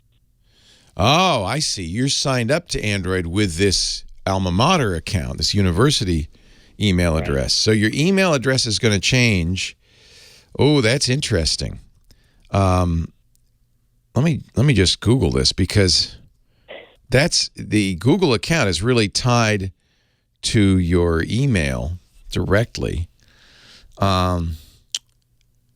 It looks like they do. See, Apple does not allow this, but it looks like, or Apple has some real strict rules. When you're signed in, your email address shows next to your name and profile photo. You can change it. Not always, but it says check if you can change it. Under contact info, tap email and see if you can change it. It says it may not be possible. If it's a Gmail account, you can't, but if you are using it through a school, you can, possibly. So apparently there's a way to do that in the phone. Nice. So there are limits on it. They don't want you to do that if you have Gmail. You can't change to another Gmail account. That's probably for security reasons. Now, the school address isn't something you had when you were a student, right? No. Yeah, because that comes up all the time. I did it with my daughter. She had a university address, but she wanted to keep all the stuff on her Google account. This is just changing addresses. It looks like, I'll put a link in the show notes to Google's answer on this. It looks like in many cases you can you can have a new email address, which is kind of interesting. Okay. Yeah. Okay. I had no idea. I'm glad you asked, because I would have said off the top of my head, no, they don't want you to do that. Next to your email address, select Edit, enter the new email address for your account, choose one that isn't already used by another Google account, obviously, and then follow the steps on the screen. We'll send an email with a verification link to your new address. Huh, nice. Oh, wow. Yeah, it looks like it's very straightforward, as long as you're not using a Gmail account. Yeah, no, it's a .edu account. Yeah. Does it now? If I switch it to a different email, does it have to be a Google email? No, I don't believe so. No. Oh, really? In fact, it seems like there's a strong reason not to make it a Gmail account because that will be the last time you change it. My Google account is attached to a domain that I own, to my own name and domain. Well, and that's just what I'm thinking. That's what you should do. Yeah, then you'll never have to do this again because you can't, unless you kick yourself off. Seems unlikely. That wouldn't be the first thing I do. Yeah, people do strange things. Yeah, it looks like you can. I am actually stunned that because that's a potentially security problem if somebody comes in and says, "Hey, I'm Scott, and my new address is here." But you'll be logged in when you do it. I never thought of that. Yeah. Well, that's generally why companies make this kind of thing hard. Now I'm going to try and just see if I can do that. Let's see. Email. Yeah, it looks like... so I put a link in the show notes. We'll put it up on the website. Change the email address for your account under Google Account Help. It looks like you can. Thank you, Google. Well, yeah, that's why you're the tech guy. I've been Googling this for weeks and couldn't find anything. You did it. Thank God, because it's under your profile info in your settings on your phone. You can also do it in the desktop. And it says, current email address. After changing your ID, you'll need to add all your cards to Samsung Pay again. Okay, fine. Remember, your new ID is you'll need to sign. Oh, maybe that's my Samsung account. No, it's my Google account. That's very interesting. Yeah. I don't know why Samsung's getting involved, but you know how they are. So I can change the ID, and it says new email address. Yeah. So I guess once you're logged in, they figure, well, it must be you. Maybe the smart thing to do, if they allow it, is to add a second email for a while, so you still have access to the old setup, just in case. Yeah, that I saw, but it was unclear to me if at some point you could turn off the old one. Yeah. Yeah, and I'm afraid to. I don't blame you. As soon as I do it, I'm done. So it says check if you can change it. If your account's email address ends in @gmail.com, you usually can't change it. If you're using an account through work, school, or group, ask your administrator for help. If you use sign-in with Google for non-Google sites or Chrome Remote Desktop, view this info before you change your email address. You may lose access to an account you created. So if you use sign-in with Google to log into Expedia.com, you will want to change. You probably want to go through because it's expecting your Google address to be the old address. Yeah. So that's a good pitfall to be aware of. Right. So before I cut off my old create an account and password that's not through Google. Right. Okay. That's got to be a pain, but I guess you can search through.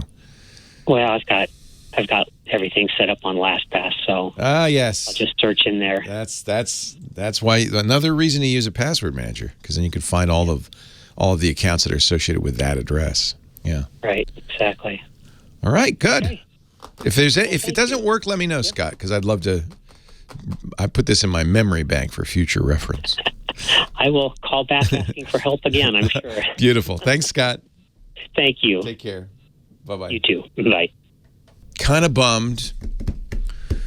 Did the Valheim update on Thursday. The new Hearth and Home, which doesn't add a new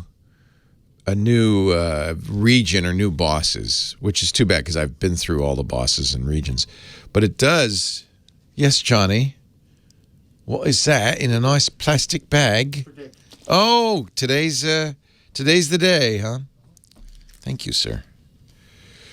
But they added a lot of new building tiles and foods, and they kind of changed a lot of the... they got a lot of upset. People were mad because they changed the stamina ratings for a lot of foods. That didn't bother me so much. But they're strong, and by the way, they backed off after 24 hours. So a lot of complaints, so they fixed it a little bit. But a lot of people, they said what you should do, the developers, is start a new world. So I was trying to figure out, should I start the game from zero? I didn't really want to do that. I had a very advanced character. But the good news is you can create a new world with new seed, completely unexplored, and then log into your old world, and you can have the same character in both worlds and slowly transport everything over by holding it in your inventory. So I started doing that, but then I had the really cozy little base, and I said, well, I'm going to have to build a new base. So I started building a very grandiose, it's way too big. I'm basically building a palace, which means I'm going to be spending weeks just building the base. Yeah, it's hard to go back if you stop. Exactly, Chumley. If you stop playing, it's hard to go back. I think we're alone now. Why should she play that? Gary says you should play I Think We're Alone Now. Tiffany. Why would you play that?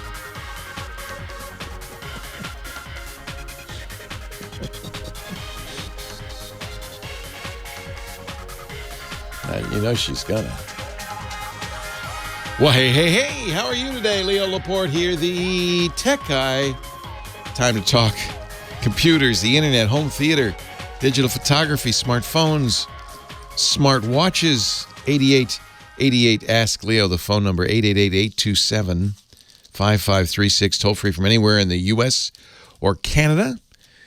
There is a website associated with the show. That's where we put all the information. For instance, that link on changing your Gmail, your Google account address. I put that up on the show notes at techguylabs.com. Actually, I should give credit to James DeRuvo, our official scribe. He'll put it up there. We also put audio and video from the shows after the show is over, so it's kind of a nice archive of 1,829 Tech Guy shows. Holy moly. Going all the way back to 2004. 17 and a half years of Tech Guy shows, and it's all there. techguylabs.com. So if you... that's before the iPhone came out. If you want to know what my pre-iPhone recommendation for phones were, you can go back and read that.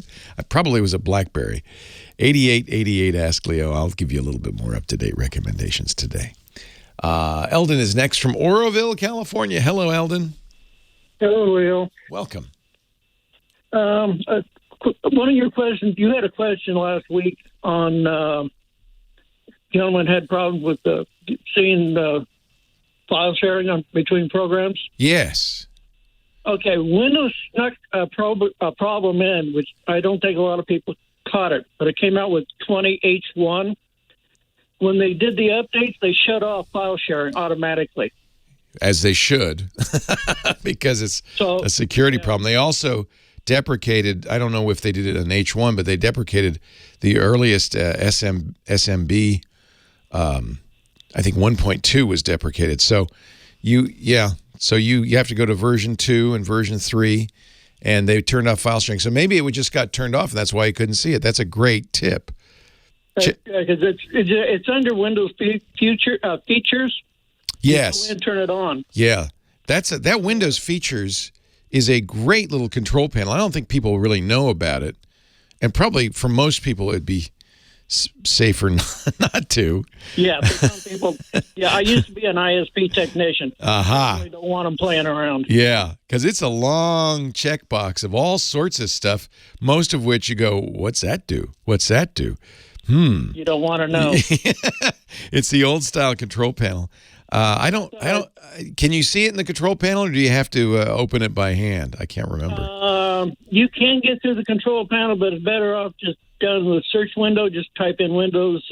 Windows features, and it'll probably just open it up. Yeah. It'll pop it up. Yeah. That's the easiest way of doing it. Yeah, that's how I do it. Just hit Windows key and then type Windows features. Yeah, there's a long list there. But yeah, look and see if file sharing is disabled there. And if it is, check it. No, you have to uncheck it. Uncheck it. You have to uncheck it, restart your computer. Oh, jeez. Go back in, recheck it, and then restart, and they'll take care of the problem. Wow, that I would have never guessed. Yeah, I went in and looked at when it first happened, and because I have a NAS hooked up through my network, and I couldn't see it all. That was exactly his problem. He couldn't see his NAS. So that sounds like exactly what it was. Yeah, and there was a workaround published on Windows. If you went and looked, you could find it, that told you how to take care of the problem. Holy cow. I mean, I could see checking the box, but unchecking it, turning off the computer, turning it back on, then checking it, crazy. Yeah, and then restart your computer again. Okay, good. This Windows feature Dialog is actually a really good thing to know about. You'll see all sorts of weird stuff in there. There's a lot of stuff. I'd be careful about unchecking or checking anything you don't know what it is. But it's certainly a good idea to see some of the things that Windows can do that isn't necessarily turned on. And then that's a workaround I never would have guessed, that you turn it off first, reboot, then turn it on and reboot. Okay. Right. Good. And that took care of the problem. And luckily, when they did your scheduled update on Tuesday, when you were online, they went to 21H1. The problem wasn't there. Interesting. So I don't know what's going on. Are you going to go to Windows 11 when the time comes? I've got a i7 right now with 64 gigs of RAM behind it, so I might. Yeah, you may not be able to, depending on the age and the of that processor. But it's 5 or 7. Yeah, see, you're too old. You have to be 8th generation or later. It's changing. Yeah, a little changing. I don't think you're missing anything. We've been going back and forth. We have a show about Windows called Windows Weekly, and we've been going back and forth on that. And I think the consensus is it's just really a cosmetic update more than anything else. And so if you like a centered start menu or you like rounded corners, okay. But despite the ads, they have some crazy ads running right now. I don't think there's any real reason to go to Windows 11. It's really about getting people to buy new computers more than anything else. If I do that, it's about 2 years out before I'll even touch it. You're smart. Until they get the bugs out. Yeah. See, talk to people who did IT support. they know better than anybody. Well, when you have 1,500 ITs, holy cow! Holy cow! You can't stop us. Yeah. Yeah. No, that's the thing. I think somebody who does support for a living is always cautious about getting the latest, greatest thing, because it usually takes a few iterations before it works. Microsoft's going to have an event this week, this coming week on Wednesday, announcing new Surfaces. And one of the things they're expected to announce is an update to their Surface Duo, that weird kind of book form phone. You know, had 2 screens. It opened up like a book. It will be the Z. Yeah, no, not the Z. That's the Samsung. This is Microsoft's Windows Duo phone. I bought it last year, sent it back after a couple of weeks because it was $1,500 and it just wasn't for me. And I asked Mary Jo Foley, our Windows expert, I said, should I get the new one? She said, no, wait till version 3. You never, version 1 and 2 rarely are good. You want a third time's a charm. So see these experts, they know.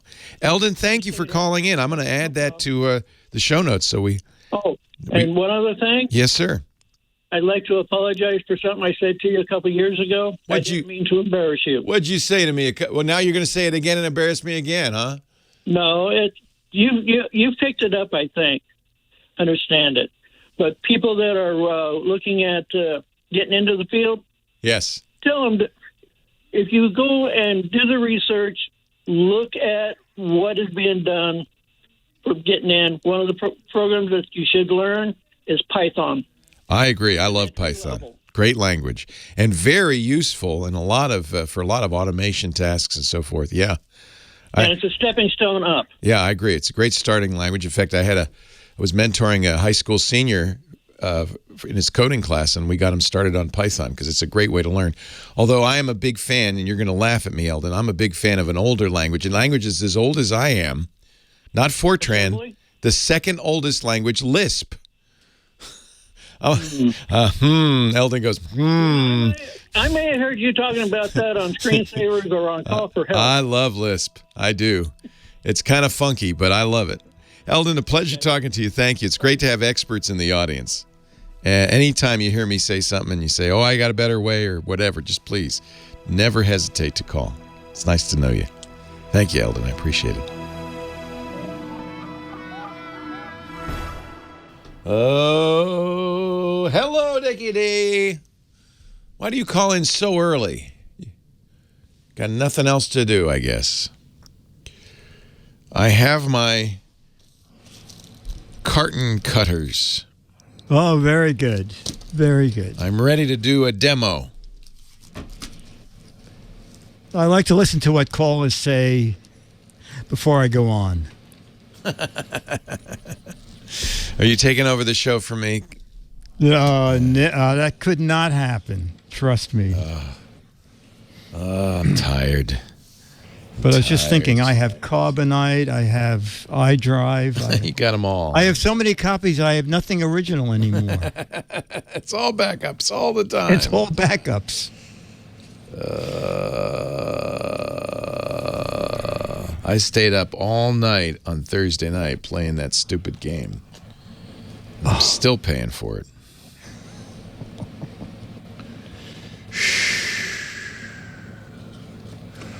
Byron got his copy of Mad, autographed copy of Mad. Congratulations. Congratulations, Byron. He also got a frameable picture of Alfred E. Newman with your autograph on that, too. He's putting it by his framed Dr. Demento autographed photo. Wow. Yeah. That is high praise. Here's Byron with his picture and his Mad magazine. Look at that. I can do that too.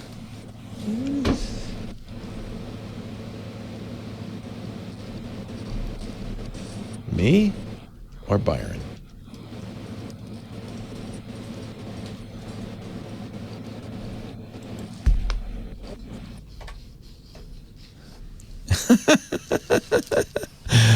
How come I've never heard this song? I must be a gap in my education. Professor Laura, who is this? De La Soul. I like it. You say De La Soul, not De La Soul? De La Soul. Okay. All right. Mirror, mirror on the wall. Leo Laporte, the tech guy. 88. Ask Leo. Late 80s. So this was your middle school prom song, wasn't it? Tell the truth. Jose's on the line from Modesto, California. Hello, Jose. Hi, I'm calling to ask a question, Leo. Hey, Okay. by the way, looking sharp today, Mr. Laporte. You like that? I'm all in black with a yeah. This is my I don't know what I'm doing here. I'm not in mourning. I'm just I just felt sometimes you just want to wear black. You know what I'm saying? What can I? Thank you. By the way, you may ask, how the hell does Jose know what I'm wearing? Well, we do a live stream of the video for some reason, and clearly you're watching that. Thank you, Jose. Yes, definitely. So my question is there a app so I could sign PDF files and save them on a Android tablet? Absolutely. This is still a very common thing where somebody will send you a PDF and they say, sometimes they'll even say, all right, now print this, sign it, then fax it back. Or print this, sign it, scan it, and email it back to us. But I don't want to go through all of that. So there's a number of programs that will let you never print it, just sign it, and then send it back without taking it off the computer. So it depends on your Windows, Mac, iPad. There's programs for all three. What do you use? Android tablet. An Android tablet. Okay. I didn't give you that option. Android app, huh? For PDFs. I'm not sure what the best one is. I don't recommend Adobe, although you can get Adobe Reader and on Android and do that. Well, no, I'm looking at Tech Radar and they say Adobe Acrobat Reader is the best one. Almost all of these PDF programs will allow you to sign your name, and this is what I do, store it in a library that you can keep with that program, because I sign my name all the time, right? So now it's just a rubber stamp that you could put on there and sign your name. So if you don't want Acrobat Reader, which I think is free, the Tech Radar also says XODO PDF reader is a good one. I've used Foxit before on Windows, and Foxit is also available on Android. Almost all of these will allow you to either annotate the PDF. Sometimes they'll let you fill it in. Sometimes you can just take a, what I would suggest doing is sign a good, sign in a dark Sharpie on a white piece of paper, sign your name, take a picture of it with the Android tablet. You might want to get rid of the background, the white paper, and there are a lot of tools that will let you do that, so that it's what you want to make is a transparent GIF or PNG file, because then you can just put on top of a document, and because it's transparent, it'll be like ink. The only thing you'll see is your signature. So on Android, there are quite a few. I didn't realize this. There's the GAAIHO, Gaiho PDF reader. They all have terrible names. But I guess Adobe Acrobat's probably the best thing. Certainly, I didn't realize they had it for the Android platform.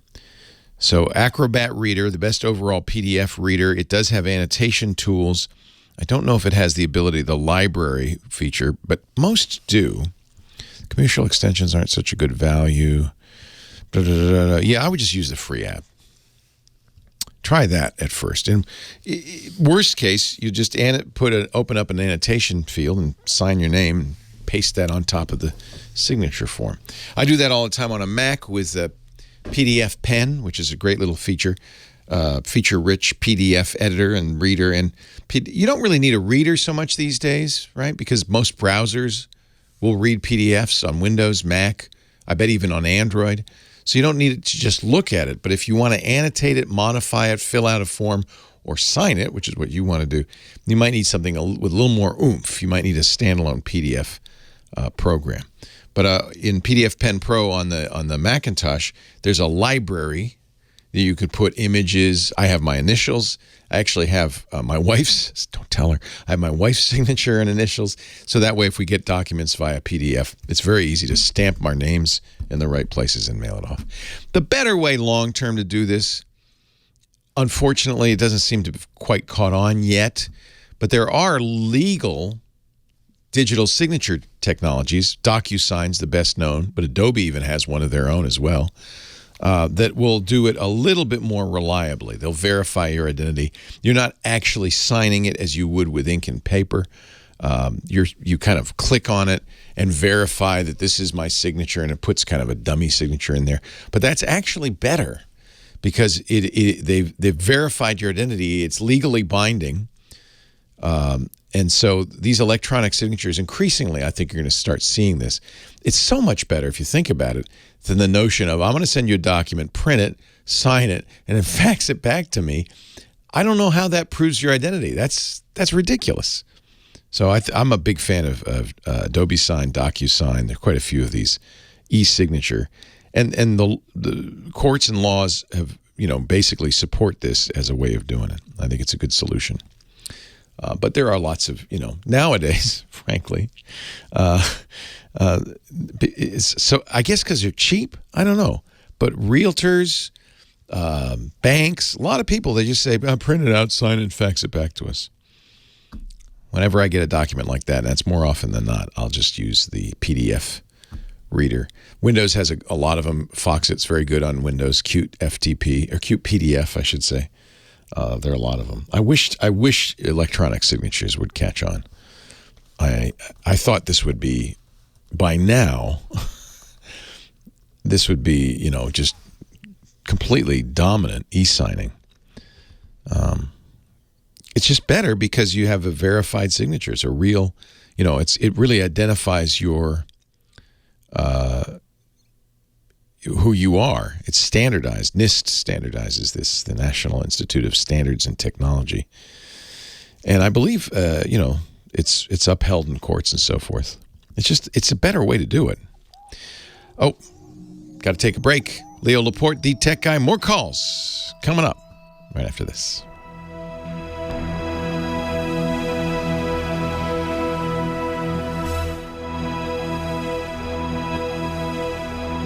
In the United States, the definition of what qualifies as an electronic signature is set out in the Uniform Electronic Transactions Act, UETA, released by the National Conference of Commissioners on Uniform State Laws in 1999. So it's been around for 22 years now.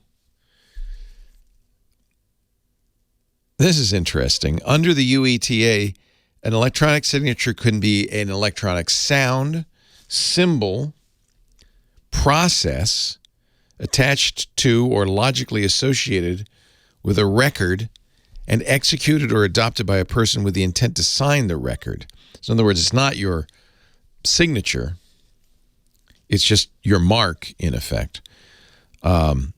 48 U.S. states and District of Columbia and the U.S. Virgin Islands have enacted this. Only New York and Illinois have not, but they both have their own electronic signature statutes. In Australia, an electronic signature is recognized as, quote, not necessarily the writing of a name, but maybe a mark which identifies it as the act of the party. Canada supports it. That's really, there's an e-sign act, Section 106 of the U.S. federal law. To me, it seems like such a superior way to do this. And it's totally legally binding. It's a real signature, and it's provably you, because there's a kind of a chain of custody, chain of authentication. In the U.S., judges have ruled for e-signatures time and time again, partly because of the e-sign act, which says transactions should not be denied legal effect solely because of their electronic form. As long as an electronic signature is obtained in the appropriate way using compliant technologies, certifications, and authentications, it will have full validity under the law.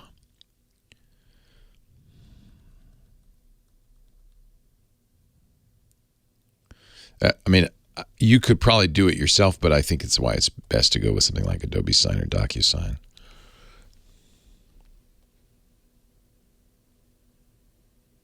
Yeah, it's kind of like a notary, Burke says. Yeah, I think that's kind of right. Generally, they want, like a notary would, some sort of biometric authentication. Notary takes a thumbprint.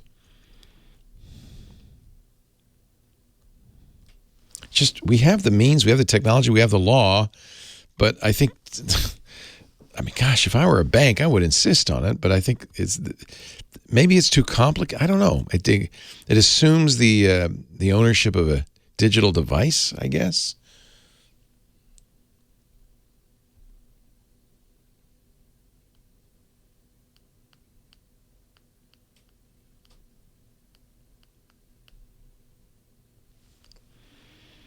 I had to go to a notary the other day. I was guaranteeing my nephew's rent. I was the guarantor on his lease. And the realtor said, print this out, sign it, get it notarized, and then mail it back to us. I thought, geez, if you just use DocuSign...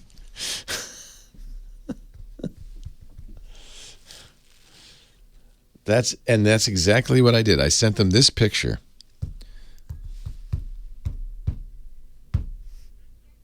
And Dick has DocuSigned that Mad magazine. Let's all lobby for digital signatures. Leo Laporte, the tech guy. It just drives me crazy. The other day I had to execute a document for a realtor in New York. And instead of just using DocuSign or Adobe Sign or some completely legal, completely legitimate, even more, frankly, secure than a physical signature, she said, print this out, sign it, bring it to a notary, get it notarized, and put it in an envelope and mail it to me. It's like, can't you just use DocuSign, please? It's been legal since 1999, and courts are enjoined by federal law to accept it. It's not even in dispute. It's a much better way. I like digital signatures. I like it. Myra says, in New York, we like the personal touch. Gotta see a human being. Sean in Los Angeles, Leo Laporte, the tech guy. Hi, Sean. Hi, Leo. Hey, I couldn't agree more that DocuSign is Isn't it awesome? Absolutely amazing. It's great. You click a thing, it verifies it's you. I mean, it's as good as a notary, I think. Yeah. I agree. It just makes things so much simpler. So, but hey, I have a question. I'm racking my brain, and I do not know how to do this. My wife and I, unfortunately, had a house fire, and so we moved into our RV and are living on my in-laws' on my in-laws' property. I'm so sorry, Sean. Did you lose everything? Everything. Oh, Everything God, I'm but so ourselves, sorry. Our dogs. But, it's okay. We're healthy, and that's what matters. Yeah, as long as you survived, the animals survived. It's just the rest is just things. But I don't say that having had that experience, but because of our wildfires up here in Northern California, I know a number of people who had the same thing, and it's just tragic. Yeah. Yeah. But the problem that I'm having right now is we're kind of in the foothills, and the reception up here is just absolutely horrible. What you mean, cell phone or TV? Cell phone. Oh, more important, cell phone. Yeah. Right.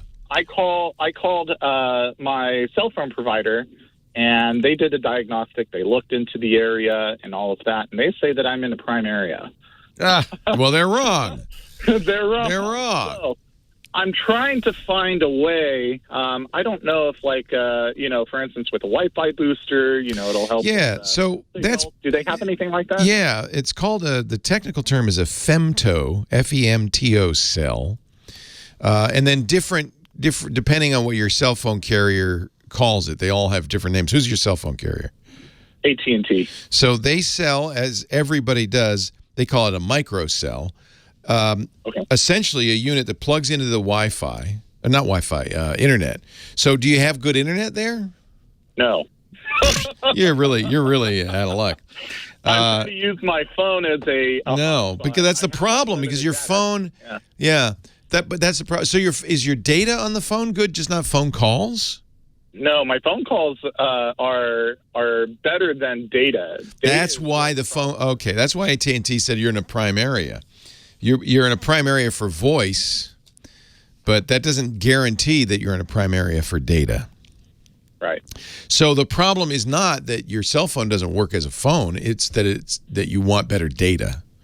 Correct. Oh, well, yeah, microcell is only for that won't help you because it relies on your internet to provide phone calls. You want it the other way around. You want better internet.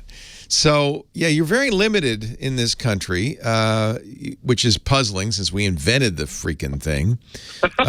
Maybe it's always that way. The cobbler's kids don't have new shoes. But in the U.S., because of various, lobbying with the FCC and so forth, we live in a situation where about 86% of Americans really only have two choices for internet: their phone company or their cable company.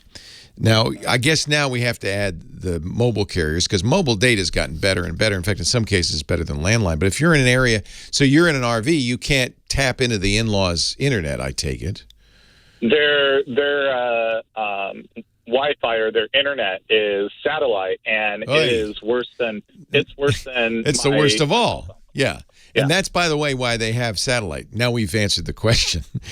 Right. They're and they're in the boonies. Beautiful place to live, but that's a big problem in the United States. So unless you can, let's see, you could probably, I would certainly check to see if other carriers have better data signals in your area. You're in the L.A. area. Verizon is often very good in L.A. as well. So you might just see if you can borrow somebody's Verizon phone how it is.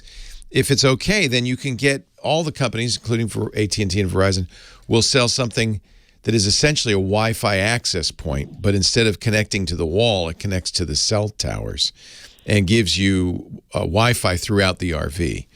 But obviously, you're not going to use AT&T's because their data is bad. But check, and maybe Verizon's is okay. And then for the time being, maybe you can even get the insurance company to pay for it.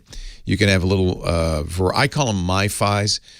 They used to be called that, but they're little cellular-based Wi-Fi access points. Satellite is getting better. Elon Musk's Starlink promises in the long run to give us much better satellite. And just watch, in the areas where other companies are around to provide internet, these companies, the incumbents, lower the costs and improve the quality every single time. So, maybe it'll get better. AT&T might get better if they see somebody else starting to encroach. So that's you just nailed all the possibles: satellite, landline, cable, or cellular. That's probably all you can get. You might check. You can go somewhere like DSL Reports, where you can enter in your zip code and see if there are sometimes wireless internet service providers that use other technologies like microwave. If you're lucky and there happens to be one in that area, that might also be a good solution. You'd put a microwave receiver on top of the RV, and if you get line of sight to their tower, you can get very high-speed internet that way. So wonderful. Yeah, you're really this is the curse of being in America. We have, we invented the internet, and we have among the worst internet carriers, internet service providers in the world. Yeah, I mean, I have never had any problems until the past 3 weeks, and I'm telling you, you don't realize how reliant you are on data until something like this happens. Yeah. Oh, I know. I mean, this is probably the least of your concerns. You have a lot of other things you've lost, but right. Yeah, there are sometimes, since you're not driving around, I presume in the RV, it's stationary, right? Correct. Yeah. So there are devices that you mentioned that you can buy, maybe an antenna or better receiver that you could put on the roof of the RV and then string a wire down into the RV. Okay. So there are a number of companies that sell these devices, and they're not tied to the cell company usually. They're basically called cell network signal boosters, and there are a number of companies that make these. I'm looking at a PC Magazine review that I'll give you some brands that they mention, or you can look it up. They look like little antennas that you'd put up on the roof, and then a wire would come down into the inside of the RV to give you a better signal. There's the SureCall Flare. Now this is expensive. It's $380. But that's one that they really like. It supports AT&T as well as T-Mobile and Verizon. WeBoost Drive. I would look at the SureCall. Yeah. They like that a lot. It's not cheap, but boy, if it gives you decent internet, that might be worth it.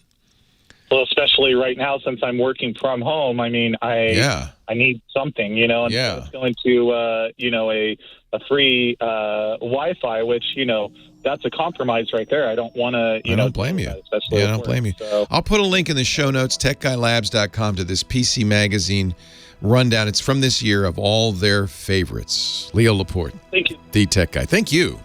Sorry about your house. Oy.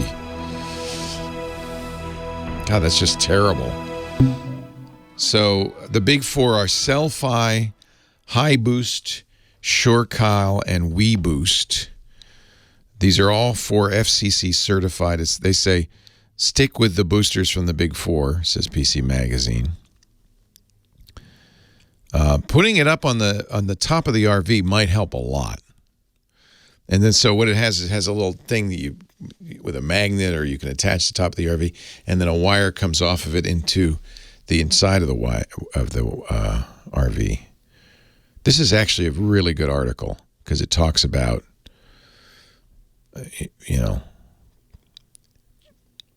how it works and what happens with it and stuff. They seem to like the SureCall.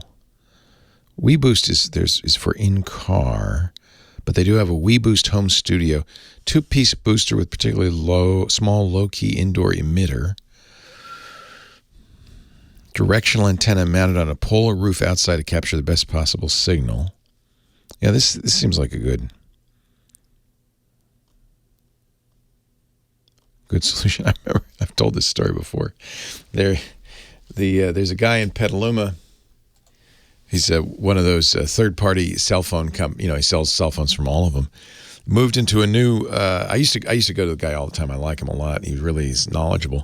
He moved into a new storefront, and inside the store, there's no cell signal, which makes it pretty hard to sell cell phones. There's just no signal.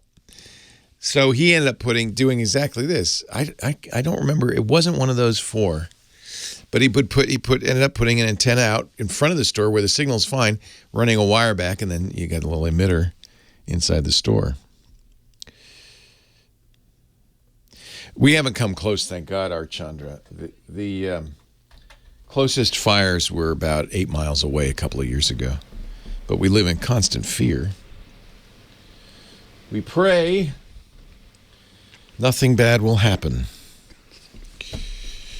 All right, let me see. I'm going to get gizwiz.biz on the line here. Gizwiz.biz. Myra did a very nice job, Dick. She did a very nice job. It's clean, it's fresh, it's excellent. Not unlike yourself. Clean and fresh.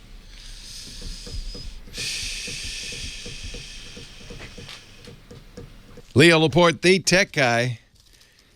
Congratulations to Dick DeBartolo, Mad Magazine's maddest writer, our favorite gizmo wizard.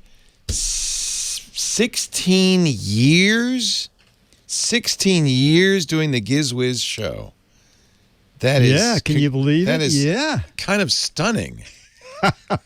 We were both young men when we started that show. Oh, my gosh. Teenagers, and you were 2 years ahead of that, right? Or when did you start?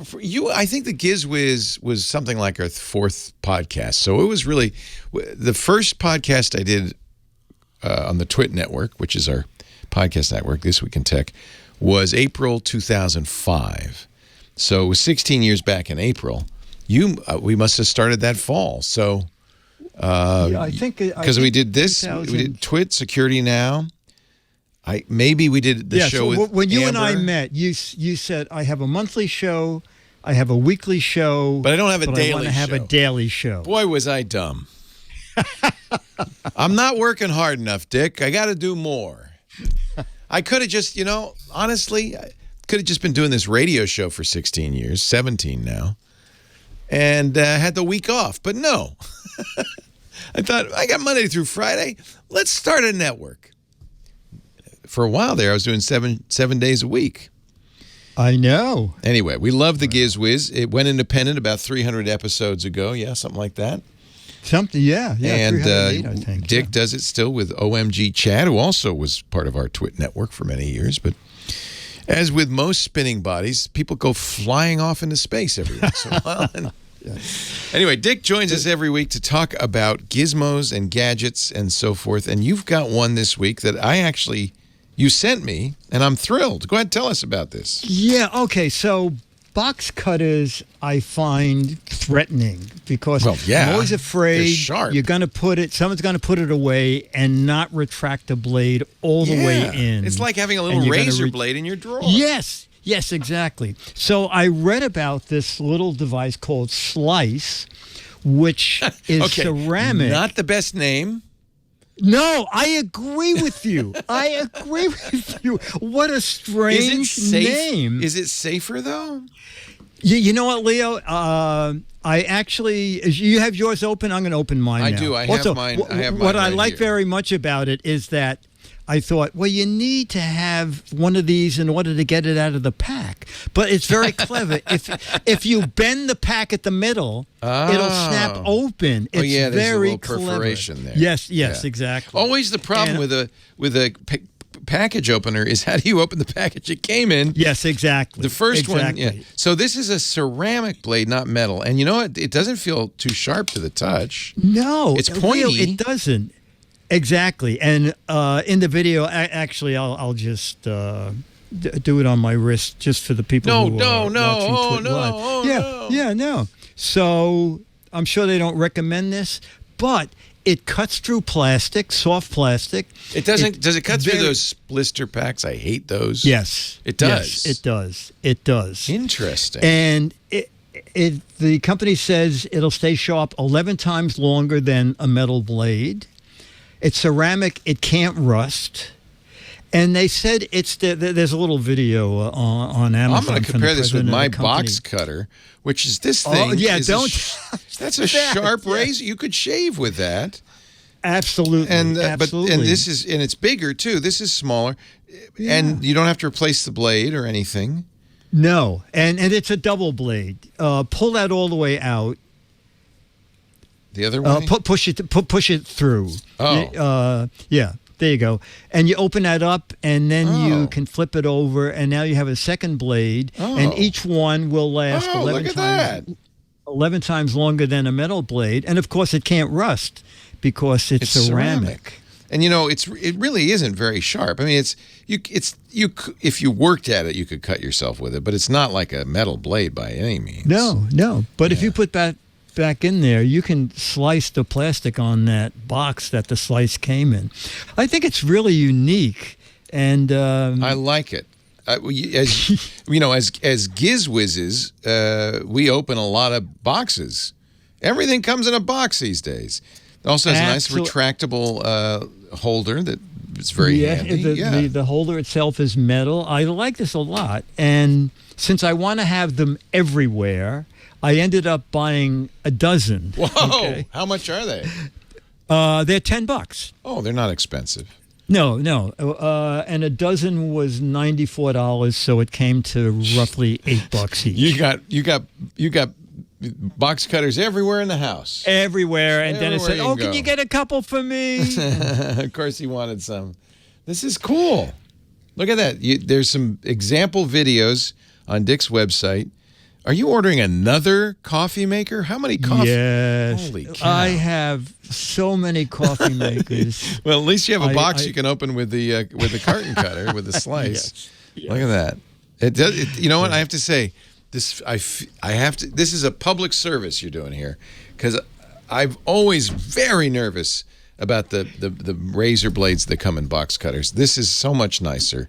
Yeah. You could carry this in your pocket without... Absolutely. Yeah. And you can push it back in so the blade doesn't show. But if the blade happens to be out, you don't have to worry about it. Thank you for sending me a couple. Yeah. No. I really appreciate it. Slice is the company. Where did you get it? I got it on Amazon. So there's a link if you go to Dick's website, GizWhiz, GIZWIZ.biz. There's a link to the Amazon site. There's a little video so you can see how it works. You can see it in real life. The slice carton cutter with a ceramic blade seems like not as... I wouldn't give this to a 3-year-old, but it's not as dangerous. Dangerous as those metal blades, which always make me very, very nervous. I understand. Yes. Nice. No, I'm throwing out all the metal blades and wrapping them up in foil and throwing them out. If you go to gizwiz.biz, don't forget to click the What the Heck Is It contest, a chance to identify this trumpet or something, kazoo. I don't know what it is, but it's certainly unique. If you get it right, you're in the drawing for an autographed copy of Mad Magazine. Even if you get it wrong, there's actually more autographed copies of Mad Magazine if you get it wrong. We're playing for the new Mad Magazine for what? December. It'll be the December issue, which I don't know the cover of yet.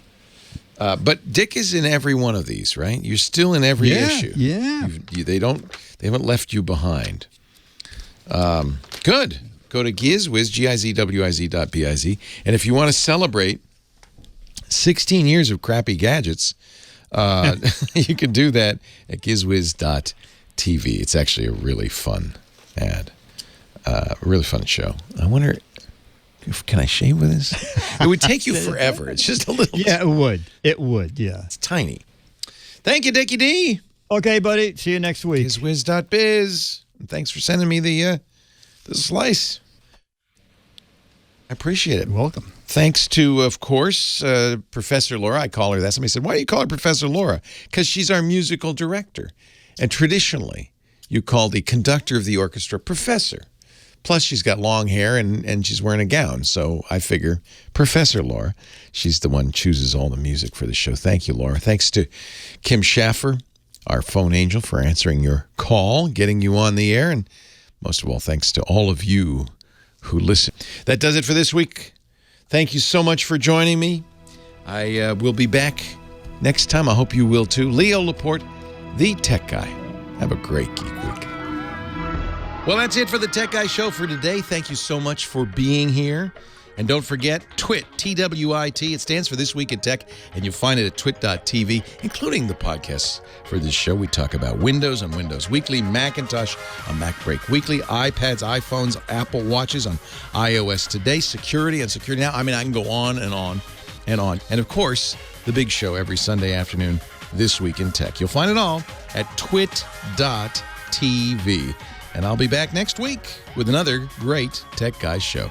Thanks for joining me. We'll see you next time.